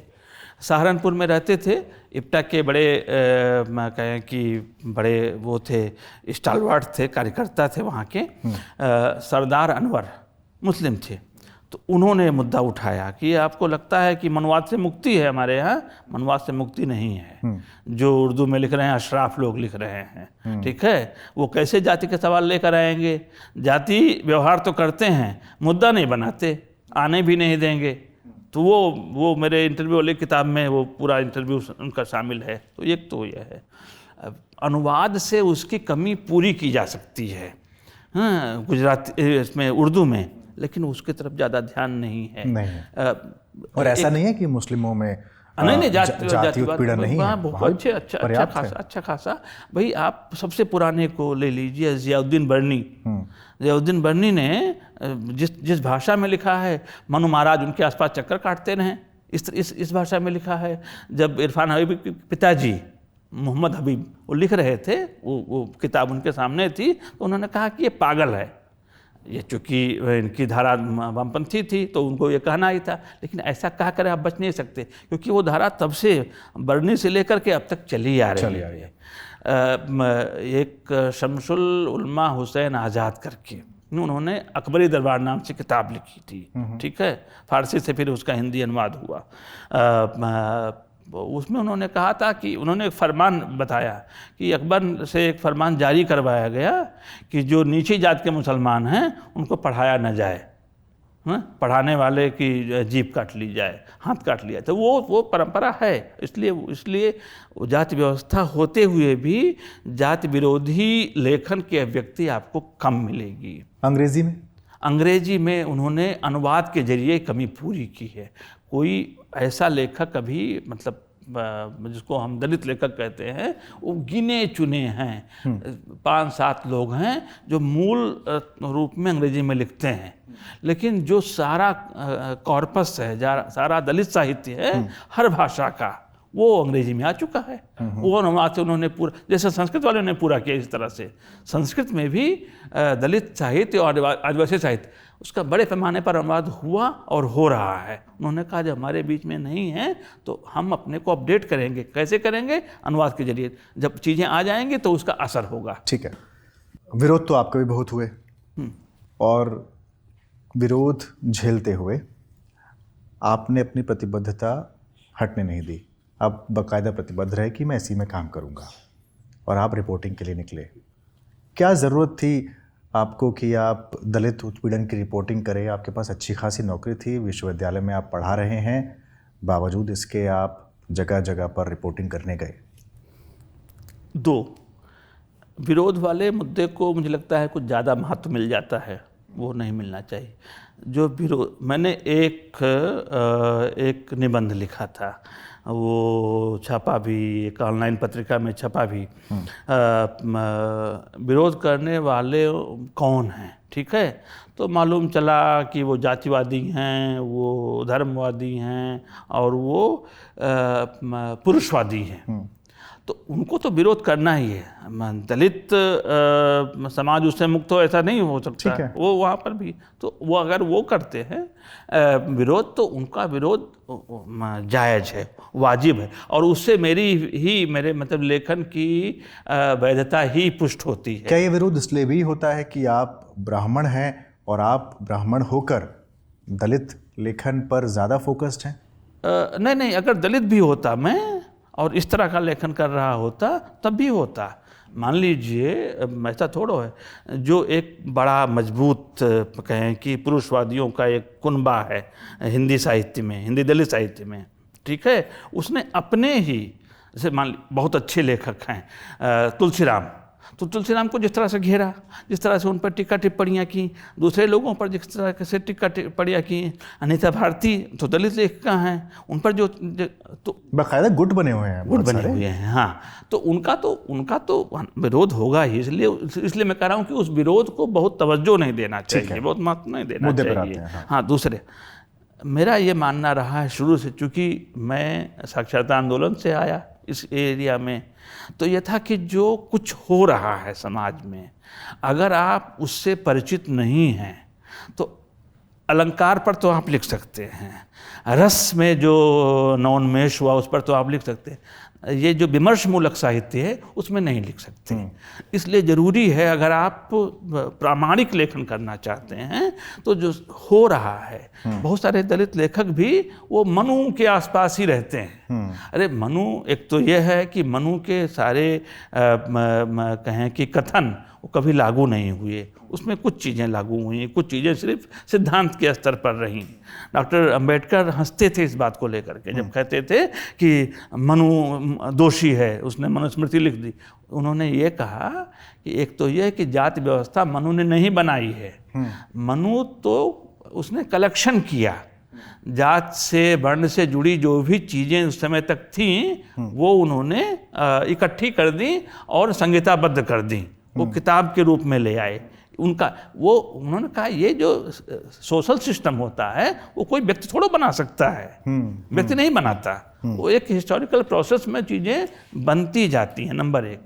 नंबर दो, जब 1927 में महाड़ सत्याग्रह के बाद सभा हुई तो उसमें जहाँ पर मनुस्मृति जलाई गई, हाँ, मनुस्मृति को जलाने का प्रस्ताव आया, वो डॉक्टर अंबेडकर का नहीं था, वो तो सहस्त्रबुद्धे उनके दोस्त थे, पूना के ब्राह्मण रहते थे बम्बई में ही, मैं उनका ऑफिस देख करके आया। तो उन्होंने कहा कि अगर ये किताब इतनी ही खराब है तो इसको जलाना चाहिए। तो उन्होंने कहा भाई समय दीजिए, मैं तुरंत कुछ नहीं कह पाऊँगा। समय लिया, अगले दिन उन्होंने कहा कि अगर सभा को लगता है तो जलाया जा सकता है। प्रस्ताव सहस्त्रबुद्धे का और उसका जो समर्थन किया वो राजभोज ने किया। वो महार नहीं थे, वो हमारे यहाँ के जाटो थे, जिसको कहते हैं, वो उस जाति के थे, और जिसने आग लगाई वो बैरागी था। तो वो जो मैंने कहा रसल वाली बात कि अगर मुक्ति चाहिए तो सबकी भागीदारी होनी चाहिए। तो उन्होंने सबकी भागीदारी निश्चित करके फिर जा करके उसको आग लगाई। लेकिन उसके आसपास ही इधर वामपंथियों में, कम्युनिस्ट लेखकों में से एक शिक्षक थे अलीगढ़ के, उनकी किताब आई थी 1934 में, रामेश्वर करुण नाम था उनका। लाहौर से उनकी किताबें छपती थी।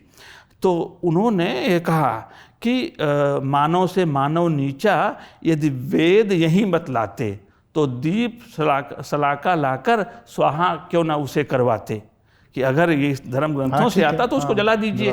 तो ये बात यहाँ से निकली थी और वहाँ तक पहुँची थी। ठीक है, तो आपने दलित पूरा रिपोर्टिंग, हाँ, तो ये जो इसलिए मैंने रिपोर्टिंग की कि जो मैं लिखूं वो आज की घटनाओं के साथ वो अपने को मतलब कि नवीन बनाता हुआ चले, करेक्ट करता हुआ चले।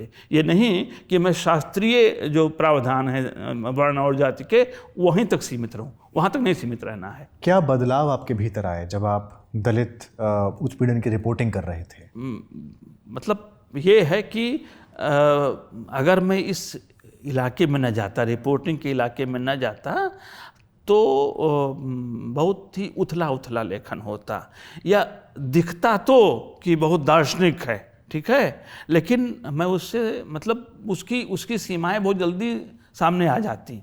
अभी मैं मानता हूँ कि उत्पीड़न की जो वास्तविक घटनाएं हैं जिसमें मैं जाता हूँ तो मैं दोनों से बात करता हूँ।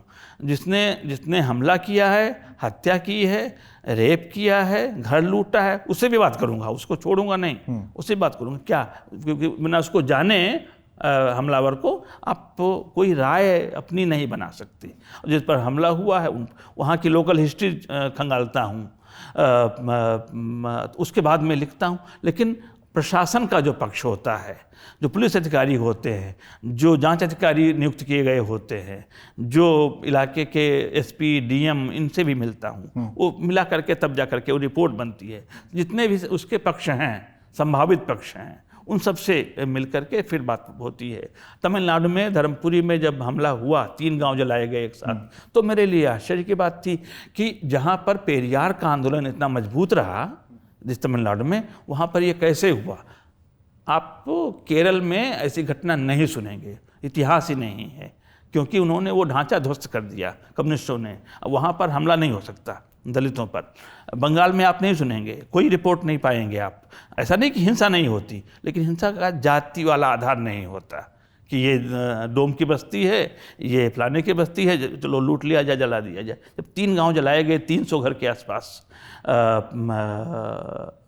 300 नहीं 500 घर धर्मपुरी जिले में, तमिलनाडु में। तो मैं इसी को लेकर के, इसी सवाल को लेकर के कि ये कौन लोग हैं जो जला रहे हैं। जो अखबारों में यहाँ के आ रहा था, छोटा छोटा सा, ज़्यादा नहीं उसको मिल पा रही थी जगह, तो उसमें यह था कि ब्राह्मणिकल फोर्सेस हैव अटैक्ड। तो ये ब्राह्मणिकल फोर्सेज कौन? ब्राह्मणिकल फोर्सेज कहते ही ब्राह्मणों का ख्याल आता है, ठीक है। तो मैंने कहा जाकर देखें तो वे कौन फोर्सेज हैं ब्राह्मणिकल फोर्सेज। मालूम हुआ कि जो मोस्ट ओबीसी हैं, एमबीसी कहते हैं, वो उन्होंने हमला किया था। और ये चीज़ नहीं आई जो अभी तक साथ काम करते थे। आप कैसे तटस्थ रह पाते हैं जब आप रिपोर्टिंग कर रहे होते हैं? क्योंकि आपके जहन में तो बाकायदा इस बात का डर रहता होगा कि मुझे दलितों द्वारा एक गैर दलित को स्वीकार किया गया है, अगर मैं इनके पक्ष में नहीं लिखूंगा तो मुझे बाहर निकाल दिया जाएगा, या अगर मैं सवर्णों के खिलाफ जाऊंगा तो मैं जिस जाति से आता हूँ, जिस सवर्ण ग्रुप से आता हूँ, वहाँ पर मेरे ऊपर हमला होगा। तो आप तटस्थ कैसे रहते हैं? ये मुझे भी नहीं मालूम है कि कैसे मैं तटस्थ रहता हूँ कि नहीं रहता हूँ, बाद में मूल्यांकन होगा। कई बार होता है कि मैं भ्रम पाल लूँ कि नहीं, मैं बहुत न्यूट्रलिटी मेंटेन करते हुए ही लिखा मैंने, वो है नहीं। वो जो शब्द आ गए हैं पन्ने पर, चीज़ें छप गई हैं, तो वो ही गवाही देंगी।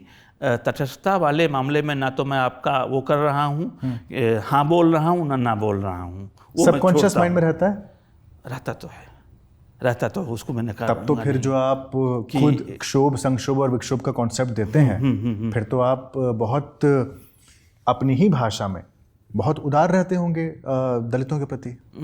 नहीं, मैं वो उदारता का वो नहीं करता, क्योंकि ये आवरण बात नहीं तो डालता। तमाम आलोचक, इवन दलित आलोचक और दलित लेखक भी कहते हैं कि जहाँ पर बजरंग बिहारी तिवारी को अपनी भाषा में थोड़ा कठोर होना होता है, वहाँ पर वो कठोर नहीं हो पाते, जबकि अपने वक्तव्यों में वो होते हैं, लेकिन जब मूल्यांकन करते हैं किसी कृति का तब नहीं हो पाते। ऐसा संभव है। मैंने हमारे जो मेंटर थे राजेंद्र यादव साहब, हंस के संपादक, उनको मैंने एक लेख दिया, 2003 की बात है, और उसमें ये कहा कि अगर यही दलित विमर्श है तो मनवाद इससे बेहतर था। तो उन्होंने पढ़ करके अपना माथा पकड़ लिया, बोले ये क्या लिखा है कि मनवाद इससे बेहतर था। तो हमने कहा जो लिखा है उसी के समर्थन में सामग्री दी हुई है। उन्होंने कहा रुको, मैं इसको छापने से पहले अपने सलाहकारों से पूछूंगा। तो उनके जो भी सलाहकार थे हंस के शुभचिंतक, उनके पास उन्होंने उसकी कॉपी भेजी। ये 2002 की बात है। साल भर चलता रहा। आदमी से उन्होंने कहा कि इस तरह का लेख मत लिखिए जिसमें दलित लेखन पर इतना हार्श अटैक किया गया हो, इतना कठोर हमला किया गया हो, क्यों ना लिखूं। तो मतलब ये अभी उभरता हुआ आंदोलन है और इसको बहुत नरमी से देखे जाने की ज़रूरत है। मैं इसको नहीं मानता, नरमी से देखने की ज़रूरत नहीं होती। हमारे बहुत परम प्रिय मित्र थे जयप्रकाश लीलवान, इस दुनिया में नहीं हैं, और मैंने उनके काव्य संग्रहों की समीक्षा की, बड़े निकट के मित्र। तो जहाँ पर उनकी ताकत मुझे लगता है कि है, उसको तो अप्रिशिएट करना चाहिए, उसको हाईलाइट करना चाहिए। लेकिन जहाँ पर लगता है कि नहीं चूके हैं वो, हाँ, तो वहाँ पर लिख देना चाहिए, खुल कर लिखना चाहिए, कोई मुरव्वत नहीं करनी चाहिए, कोई ये नहीं। क्योंकि ये जो एक रहा आप लिख है, पाते हैं? हाँ, लिख पाते हैं। मैं लिखता हूँ। अब मतलब मैं इस तरह के अपने लेखों के शीर्षक नहीं बताऊंगा, लेकिन आप कोई भी जो पहली किताब है दलित साहित्य एक अंतर यात्रा, उसी को उठा करके देख लीजिए, तो उसमें आपको मिलेगा कि मैंने मतलब किसी को बख्शा नहीं है। जिनके साथ में एक तरह से बड़ा हुआ दलित साहित्य में, वो ओम प्रकाश वाल्मीकि साहब थे। चूँकि वो भी कहें कि उनका स्नेह पाते थे राजेंद्र यादव जी का, और मैं उन्हीं के द्वारा बनाया जा रहा था, राजेंद्र जी के द्वारा। तो हम में दोनों में एक गाढ़ी दोस्ती भी हो गई उम्र के अंत, उस फासले को भूलते हुए। तो मतलब उन्होंने मेरे ऊपर एक लेख लिखा कि दलित साहित्य के नए पुरोहित, ठीक है, और उसमें कहा कि भाई नकार क्यों रहे हैं दलित लेखन को, आत्मकथाओं को। आत्मकथा सबसे मजबूत विधा है और उसी को ये खारिज कर दे रहे हैं। ने खारिज नहीं किया था, लेकिन ये कहा था कि दलित आत्मकथाएं ये अधिमूल्यन का शिकार हुई हैं। जिस तरह से इनका मूल्यांकन होना चाहिए था वो बढ़ चढ़ करके, ठीक है, लिखा इतना, प्रशंसा इतनी, तो वो उसमें उस कृति के साथ न्याय थोड़ा होता है, ना कृतिकार के साथ और ना समाज के साथ, ना पाठकों के साथ। पाठक कल को आपकी समीक्षा पढ़ेगा वो तो अभिभूत हो जाएगा, रचना इस लायक है नहीं, कम से कम मुझे नहीं लगती उस लायक, तो मैं उसको तो खुल करके लिखूंगा। तो वो मैंने, उनको लगा कि मैं उन पर अटैक कर रहा हूँ, और उनके जो उनकी रचना जूठन है उसको नहीं नकार रहा था। मैं ये कह रहा था कि दलित आत्मकथा जिस पर पूरा दारोमदार है दलित साहित्य का, ठीक है, वो ये दावा करती है कि प्रामाणिक है।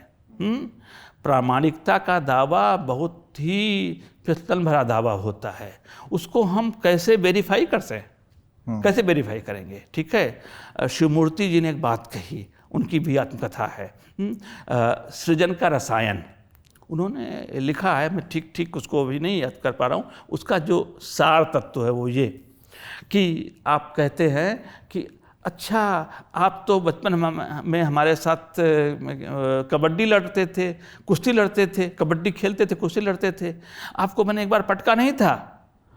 अच्छा, आप भी मुतमईन नहीं हैं, आश्वस्त नहीं हैं कि आपने पटका था, आपने कह दिया, अगले को भी सोचना है हाँ पटका तो होगा। जब अगली बार मिलेंगे, अरे भाई आपने तो हमको पटक दिया था कुश्ती में, वो खुद ही बोलेगा। स्मृति गढ़ी भी जाती है, चीज होती नहीं। इसको हम कैसे वेरीफाई करेंगे भाई? एक आत्मकथा में यह है कि जब मैं पहला जब ड्राफ्ट आया कि मैं भोजन कर रहा था, उसने जोर से डांटा, लगा कि मेरा पेशाब निकल जाएगा, ठीक है। दूसरा ड्राफ्ट आता है तो उसमें डांटता है कोई, मालिक डांटा तो मेरा पेशाब ही निकल गया। तीसरे जब फाइनल ड्राफ्ट किताब आ जाती है तो उसमें है कि वो उसको देखते हुए मेरा पेशाब निकल रहा था और मैं खाना खा रहा था। तो ये तीनों ड्राफ्ट है, कौन सा सही है? तो मैंने यही कहा कि प्रामाणिकता का दावा नहीं करना चाहिए, क्योंकि उसको हम वेरीफाई नहीं कर सकते। दावा करें कि वो किताब कितना सेंसिटाइज करती है, कितना बनाती है संवेदनशील।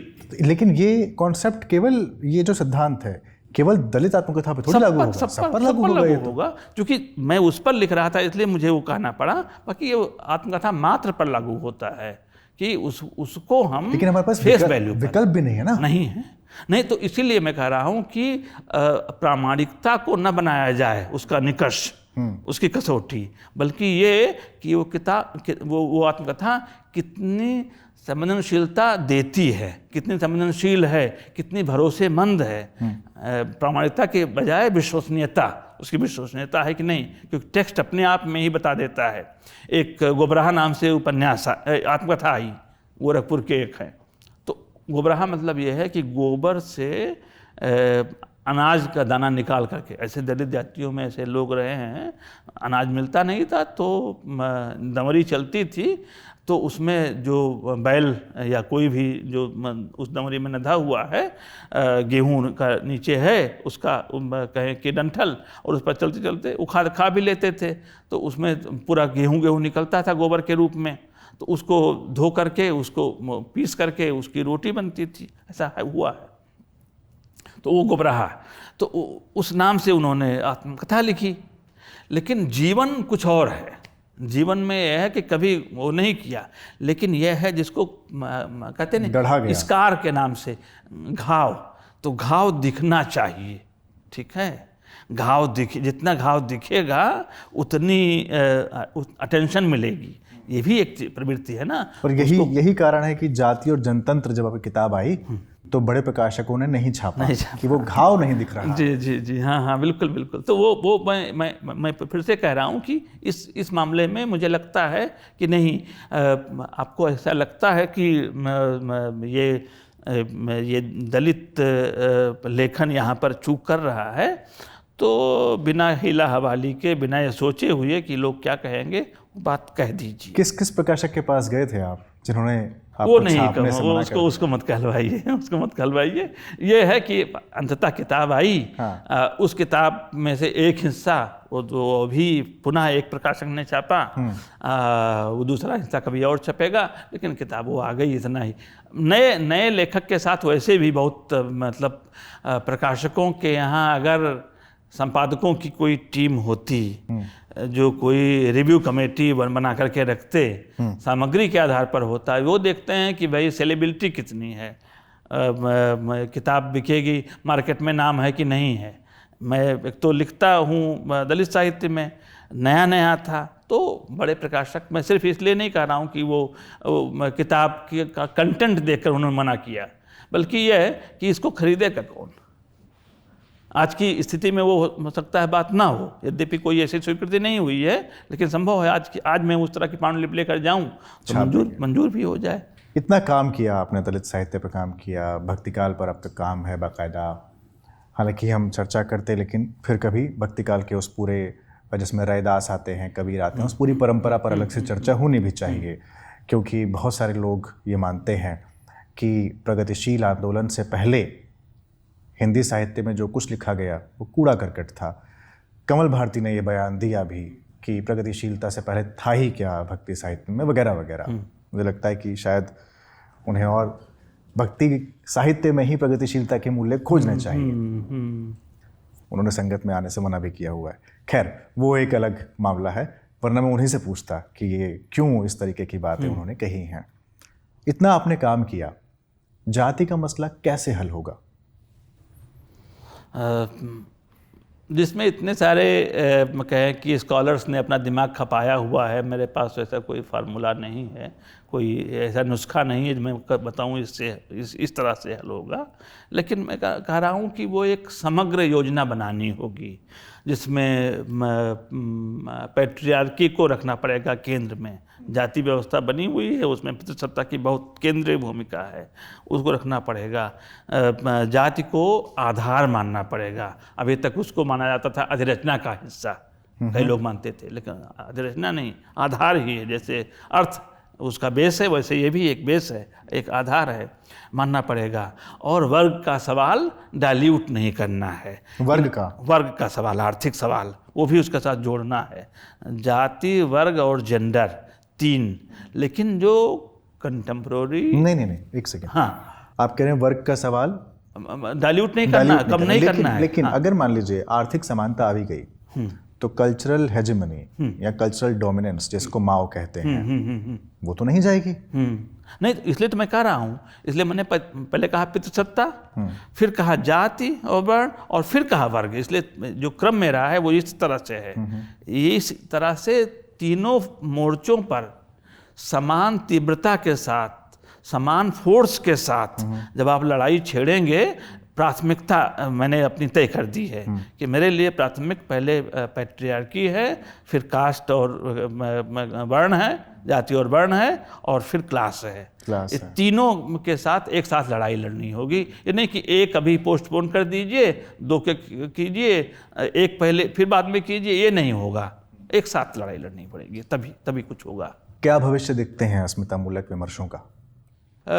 अभी फिलहाल ये व्यवस्था बदलने वाली नहीं है, नए नए रूप धर करके आ जाती है, अपने को रिन्यू कर लेती है। जो पदानुक्रम वाली व्यवस्था है, जो भेदभाव वाली व्यवस्था है, इसलिए तो ऐसे लेखकों की और ऐसे लेखन की ज़रूरत बनी रहेगी। मेरे अपने रहते हुए, जिंदा रहते हुए, तो मैं तो फिलहाल बहुत आशावादी नहीं हूँ। लगातार संघर्ष करना है, जिसको डॉक्टर अंबेडकर कहते थे जाति प्रथा का उच्छेद। ये लिखा जब उन्होंने एनाइलेशन ऑफ कास्ट, तो इसका मतलब उनका भरोसा था, उनके रहते हुए तो कुछ हुआ नहीं, इसलिए नहीं फिर कि वो अपना इसको स्थगित कर दें, स्थगित नहीं किया। हमारे लिए भी वो एक पथ प्रदर्शक की तरह है, तो हमारे लिए हम भी यकीन करते हैं कि ये जो विषमतामूलक संरचना है ये समाप्त हो सकती है। निरंतर प्रयास की ज़रूरत है, बहुमुखी प्रयास की ज़रूरत है। बहुत से लोगों को इसमें लगना होगा, सब तरह से आवाज़ें आएंगी, सब तरह से लोग सक्रिय होंगे, अपने को उस कसौटी पर रखेंगे। तो कौन सी चीज़ ऐसी है जो 2000 साल पहले अश्वघोष ने बात कही थी कि ये वाली व्यवस्था अस्वस्थ करती है, अब नॉर्मल करती है। नॉर्मल व्यवस्था आएगी, लोग पहले बीमारी समझें, तो उन्होंने उसको वज्र सूची में ये बात कही है। बहुत बहुत बहुत बहुत शानदार तरीके से ये बात कही है। कहा कि अगर ये व्यवस्था ऊंच नीच वाली प्राकृतिक होती तो गूलर और कटहल, उन्होंने 2 का उदाहरण दिया कि गूलर तो ऊपर भी लगती है, गूलर का फल नीचे भी लगता है, बीच में भी लगता है, कहीं भी लगता है।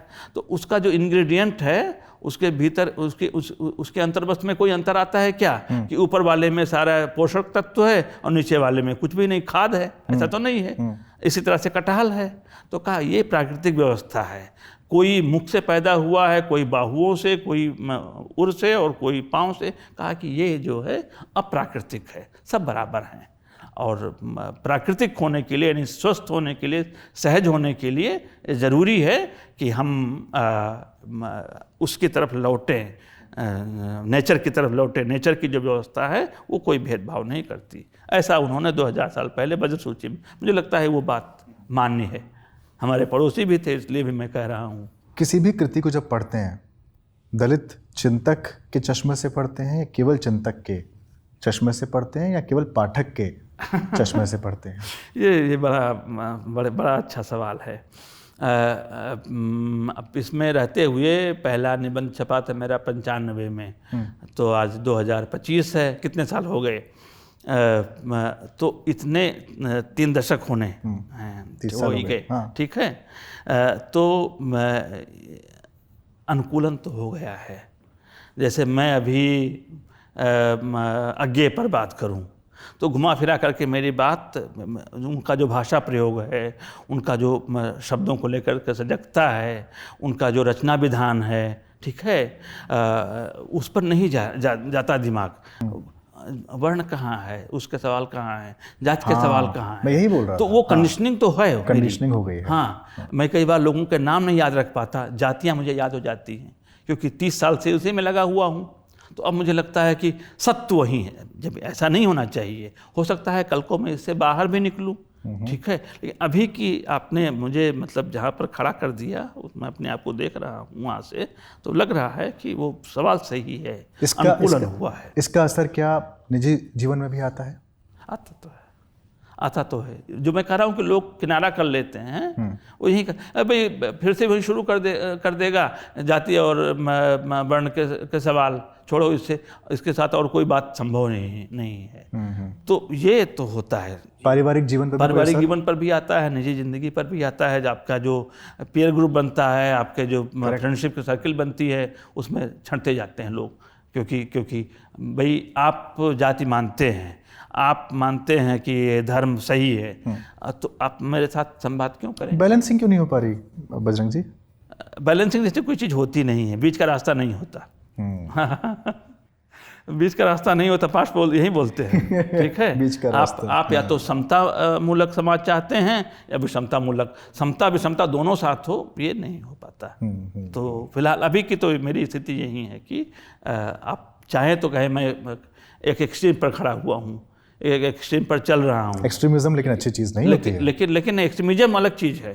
लेकिन मैं कह रहा हूँ कि समता मूलक समाज, जिसको वो सम्यक समाज कहते हैं बौद्ध लोग, सम्यक समाज वो एक्सट्रीम का नहीं है। कोई जो उधर से जो विषमता वाला है वो इसी तरह से देखेगा, मध्यम मार्गी आप ये मध्यम मार्गी है। ठीक है। मतलब भिन्नताओं को स्वीकार करते हुए समता मूलक जब कहते हैं तो इसका मतलब थोड़ा भिन्नताएं बड़ा इंटरेस्टिंग होता जा रहा है। फिर तो जब आप कक्षाओं में पढ़ाते होंगे, जो भी आपको सब्जेक्ट दिया जाता होगा उसको फिर इसी नज़र से पढ़ाते होंगे? चीज़ तो आती ही है। मान लीजिए मैं वाक्य पढ़ा रहा हूँ, ठीक है, व्याकरण मुझे दिया जाता है, मान लीजिए पढ़ाता ही हूँ भाषा विज्ञान, तो मॉडल सेंटेंस के रूप में राम जाता है मैं नहीं कर सकता। जो किताब में लिखा हुआ है तो उस पर मैं बताता हूँ कि ये जो है वो पुरुषवादी मानसिकता से लिखा गया है। तो वो चीज़ आ जाती है, वो आपके उसका हिस्सा हो जाती है अध्यापन का। तो उस तरह से मैं न्यूट्रल नहीं रह पाता कि जो लिखा है वो बता दूं, वाक्य निर्माण की विधि बताते हुए मैं अपने आप नहीं, मैं बताऊंगा कि नहीं, इसमें इब्राहिमी भी हो सकता है, सीता भी हो सकती है, और प्रियंका भी हो सकती है, कोई भी हो सकता है। एक इसी रूप में हम क्यों इसको देखें। और छात्रों की प्रतिक्रिया क्या रहती है फिर? छात्रों की प्रतिक्रिया तो मुझे लगता है उसमें मिक्स्ड होती है। कुछ तो बड़े उग्र हो जाते हैं कि आप हमारी भावनाएं आहत कर रहे हैं, जो शब्दावली उनको मिली हुई है। और एक बड़ी संख्या ऐसी होती है जो सर कह रहे हैं तो ठीक ही कह रहे होंगे, ये होता है। उसमें से कुछ लोग बाद में फिर मतलब निकलते हैं, बार बार हैमरिंग करने पर, बार बार चोट करने पर, और फिर जो चीज़ नहीं पढ़ते थे, जो नहीं समझते थे, आरक्षण को लेकर के बहुत झगड़े होते हैं, ठीक है ना।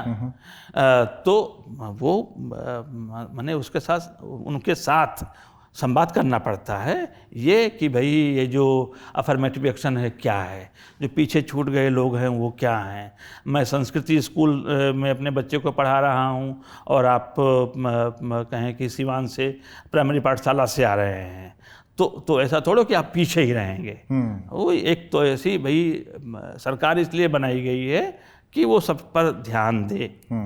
तो कुछ तो ऐसा करना पड़ेगा जिसको कोई सुविधा नहीं, टेक्स्ट बुक नहीं मिला है, टटपट्टी नहीं मिली है, तो वो कर सके, अपने मतलब बराबर जा सके, तो वो तो हमेशा के लिए बाहर हो जाएगा। तो वो चीज़ रहती है कि भाई सेंसिटाइज करना पड़ता है अपने विद्यार्थियों को। आलोचना के क्षेत्र में आ गए, दलित विमर्श पर पर्याप्त काम आप कर रहे हैं। क्या हुआ बजरू का, जिस नाम से आप गज़ल लिखा करते थे? वो मुझे लगता है कि एक फेज था, हाँ, वो चला गया। फिर मुझे लगता, शुरू में मैंने कहानियाँ लिखी थी, हाँ, एक दो कहानी अंग्रेजी में लिखने की कोशिश की, लगा कि फिर खुद को ही लगने लगा कि मेरा इलाका नहीं है, वहाँ से निकल आया, कहानी छूट गई। अभी पढ़ता हूँ तो हंसता हूँ, बड़ी रूमानी किस्म की, प्रेम में चोट खाया हुआ व्यक्ति वो कहाँ कहाँ भटकता है, हाँ? तो वो अभी मुझे वो चीज़ अपील नहीं कर, मुझे लगता है कि मैंने ठीक किया। उसी तरह से गज़ल वाला मामला भी है, मैं गया उधर, लेकिन फिर मुझे लगा कि मैं जहाँ पर हूँ, जो काम कर रहा हूँ, वही करना चाहिए। चलिए, नया क्या आ रहा है? नया तो जैसे मैंने आपसे कहा कि गुजराती दलित साहित्य पर किताब आ रही है, उसके बाद तमिल पर आएगी, उस पर कोई मामला नहीं है। बहुत दिनों से मैं लगा हुआ था जुडिशरी को लेकर के कि जो साहित्यकार हैं वो न्याय तंत्र पर कैसे क्या सोचते हैं। हाँ, कबीर ने लिखा है अपने एक कहें कि पद में कि ये जो काजी जो है पढ़ता कुछ और है, फैसले कुछ और देता है, लगता है उसकी किताब ही कुछ गड़बड़ है। ठीक है, तो ये जो न्याय तंत्र पर साहित्यकारों ने प्राचीन काल से ध्यान दिया है, शुरुआती जैसे 3 बड़े महाकाव्य हैं जो अभी काम आ रहा है। भारवी ने लिखा किरातार्जुनीयम, उसका जो पहला सर्ग है इस मामले में बहुत बहुत बहुत अर्थपूर्ण है, कैसी न्याय व्यवस्था होनी चाहिए। तो एक भारवी हैं, एक माघ हैं जिन्होंने शिशुपाल बधम लिखा, एक श्रीहर्ष हैं जिन्होंने चरितम लिखा। हाँ, तो वो जो महाकाव्यों में शूद्रक ने लिखा मृच्छकटिक, मैं आकर ग्रंथ की बात नहीं कर रहा हूँ, रामायण महाभारत की, ये दोनों आर्ष आकर ग्रंथ हैं, स्रोत काव्य, उपजीवी काव्य है, इनमें तो है ही। लेकिन बाद में जो भी या शिलापदिकारम है तमिल का, न्याय के सवाल को संबोधित है।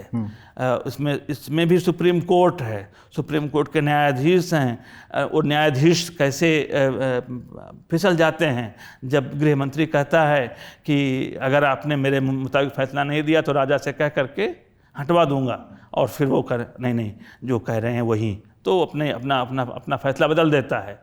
तो ये जो मेरे लिए लगा इंटरेस्टिंग कि भाई नहीं, आप लगातार इंटरेस्टिंग काम कर रहे हैं। मैं आपका निबंध पढ़ रहा था, इसमें आपने बाकायदा ये समझाया कि राजा का धर्म, राजा का कर्तव्य क्या होना चाहिए, उसमें ये सारी चीजें भी शामिल हैं। हाँ, तो वो नई किताब, इसका एग्रीमेंट किसी प्रकाशक से हो गया है, बड़े प्रकाशक से कहा गया। तो साहित्य और न्याय तंत्र, इस नाम से इस साल के आखिर तक किताब आ जाएगी। बहुत बहुत धन्यवाद बजरंग जी, इतना समय दिया आपने, और जिस तरह से आप भारत के अलग अलग इलाकों में जाकर दलित उत्पीड़न की रिपोर्टिंग करते हैं, वो अपने आप में बहुत मतलब असाधारण किस्म का काम है, सब लोग नहीं कर पाते हैं। और पेशे में रहते हुए, एक प्राध्यापक रहते हुए, लेक्चरर रहते हुए तो और नहीं कर पाते हैं। मैंने ये भी सुना कि आप को छुट्टी नहीं मिलती तो आप बाकायदा अर्न लीव लेके या लीव विदाउट पे लेकर जाते हैं और तब ये काम करते हैं। तो आप इसी तरीके से काम करते रहें, जो प्रतिबद्धता आपके भीतर है वो बनी रहे, नया नया काम आता रहे। बड़े प्रकाशकों ने नहीं छापा लेकिन अब छाप रहे हैं, ये बहुत सुखद बात है। तो इसी तरीके से काम करते रहें, और अस्मिता मूलक विमर्श आपने जैसे कहा, इसका भविष्य तो अभी तो शुरुआती दौर में है, तो बिल्कुल ऐसे ही रहे, आगे बढ़ता रहे। बहुत बहुत धन्यवाद, आपको बहुत शुभकामनाएं, बहुत शुक्रिया।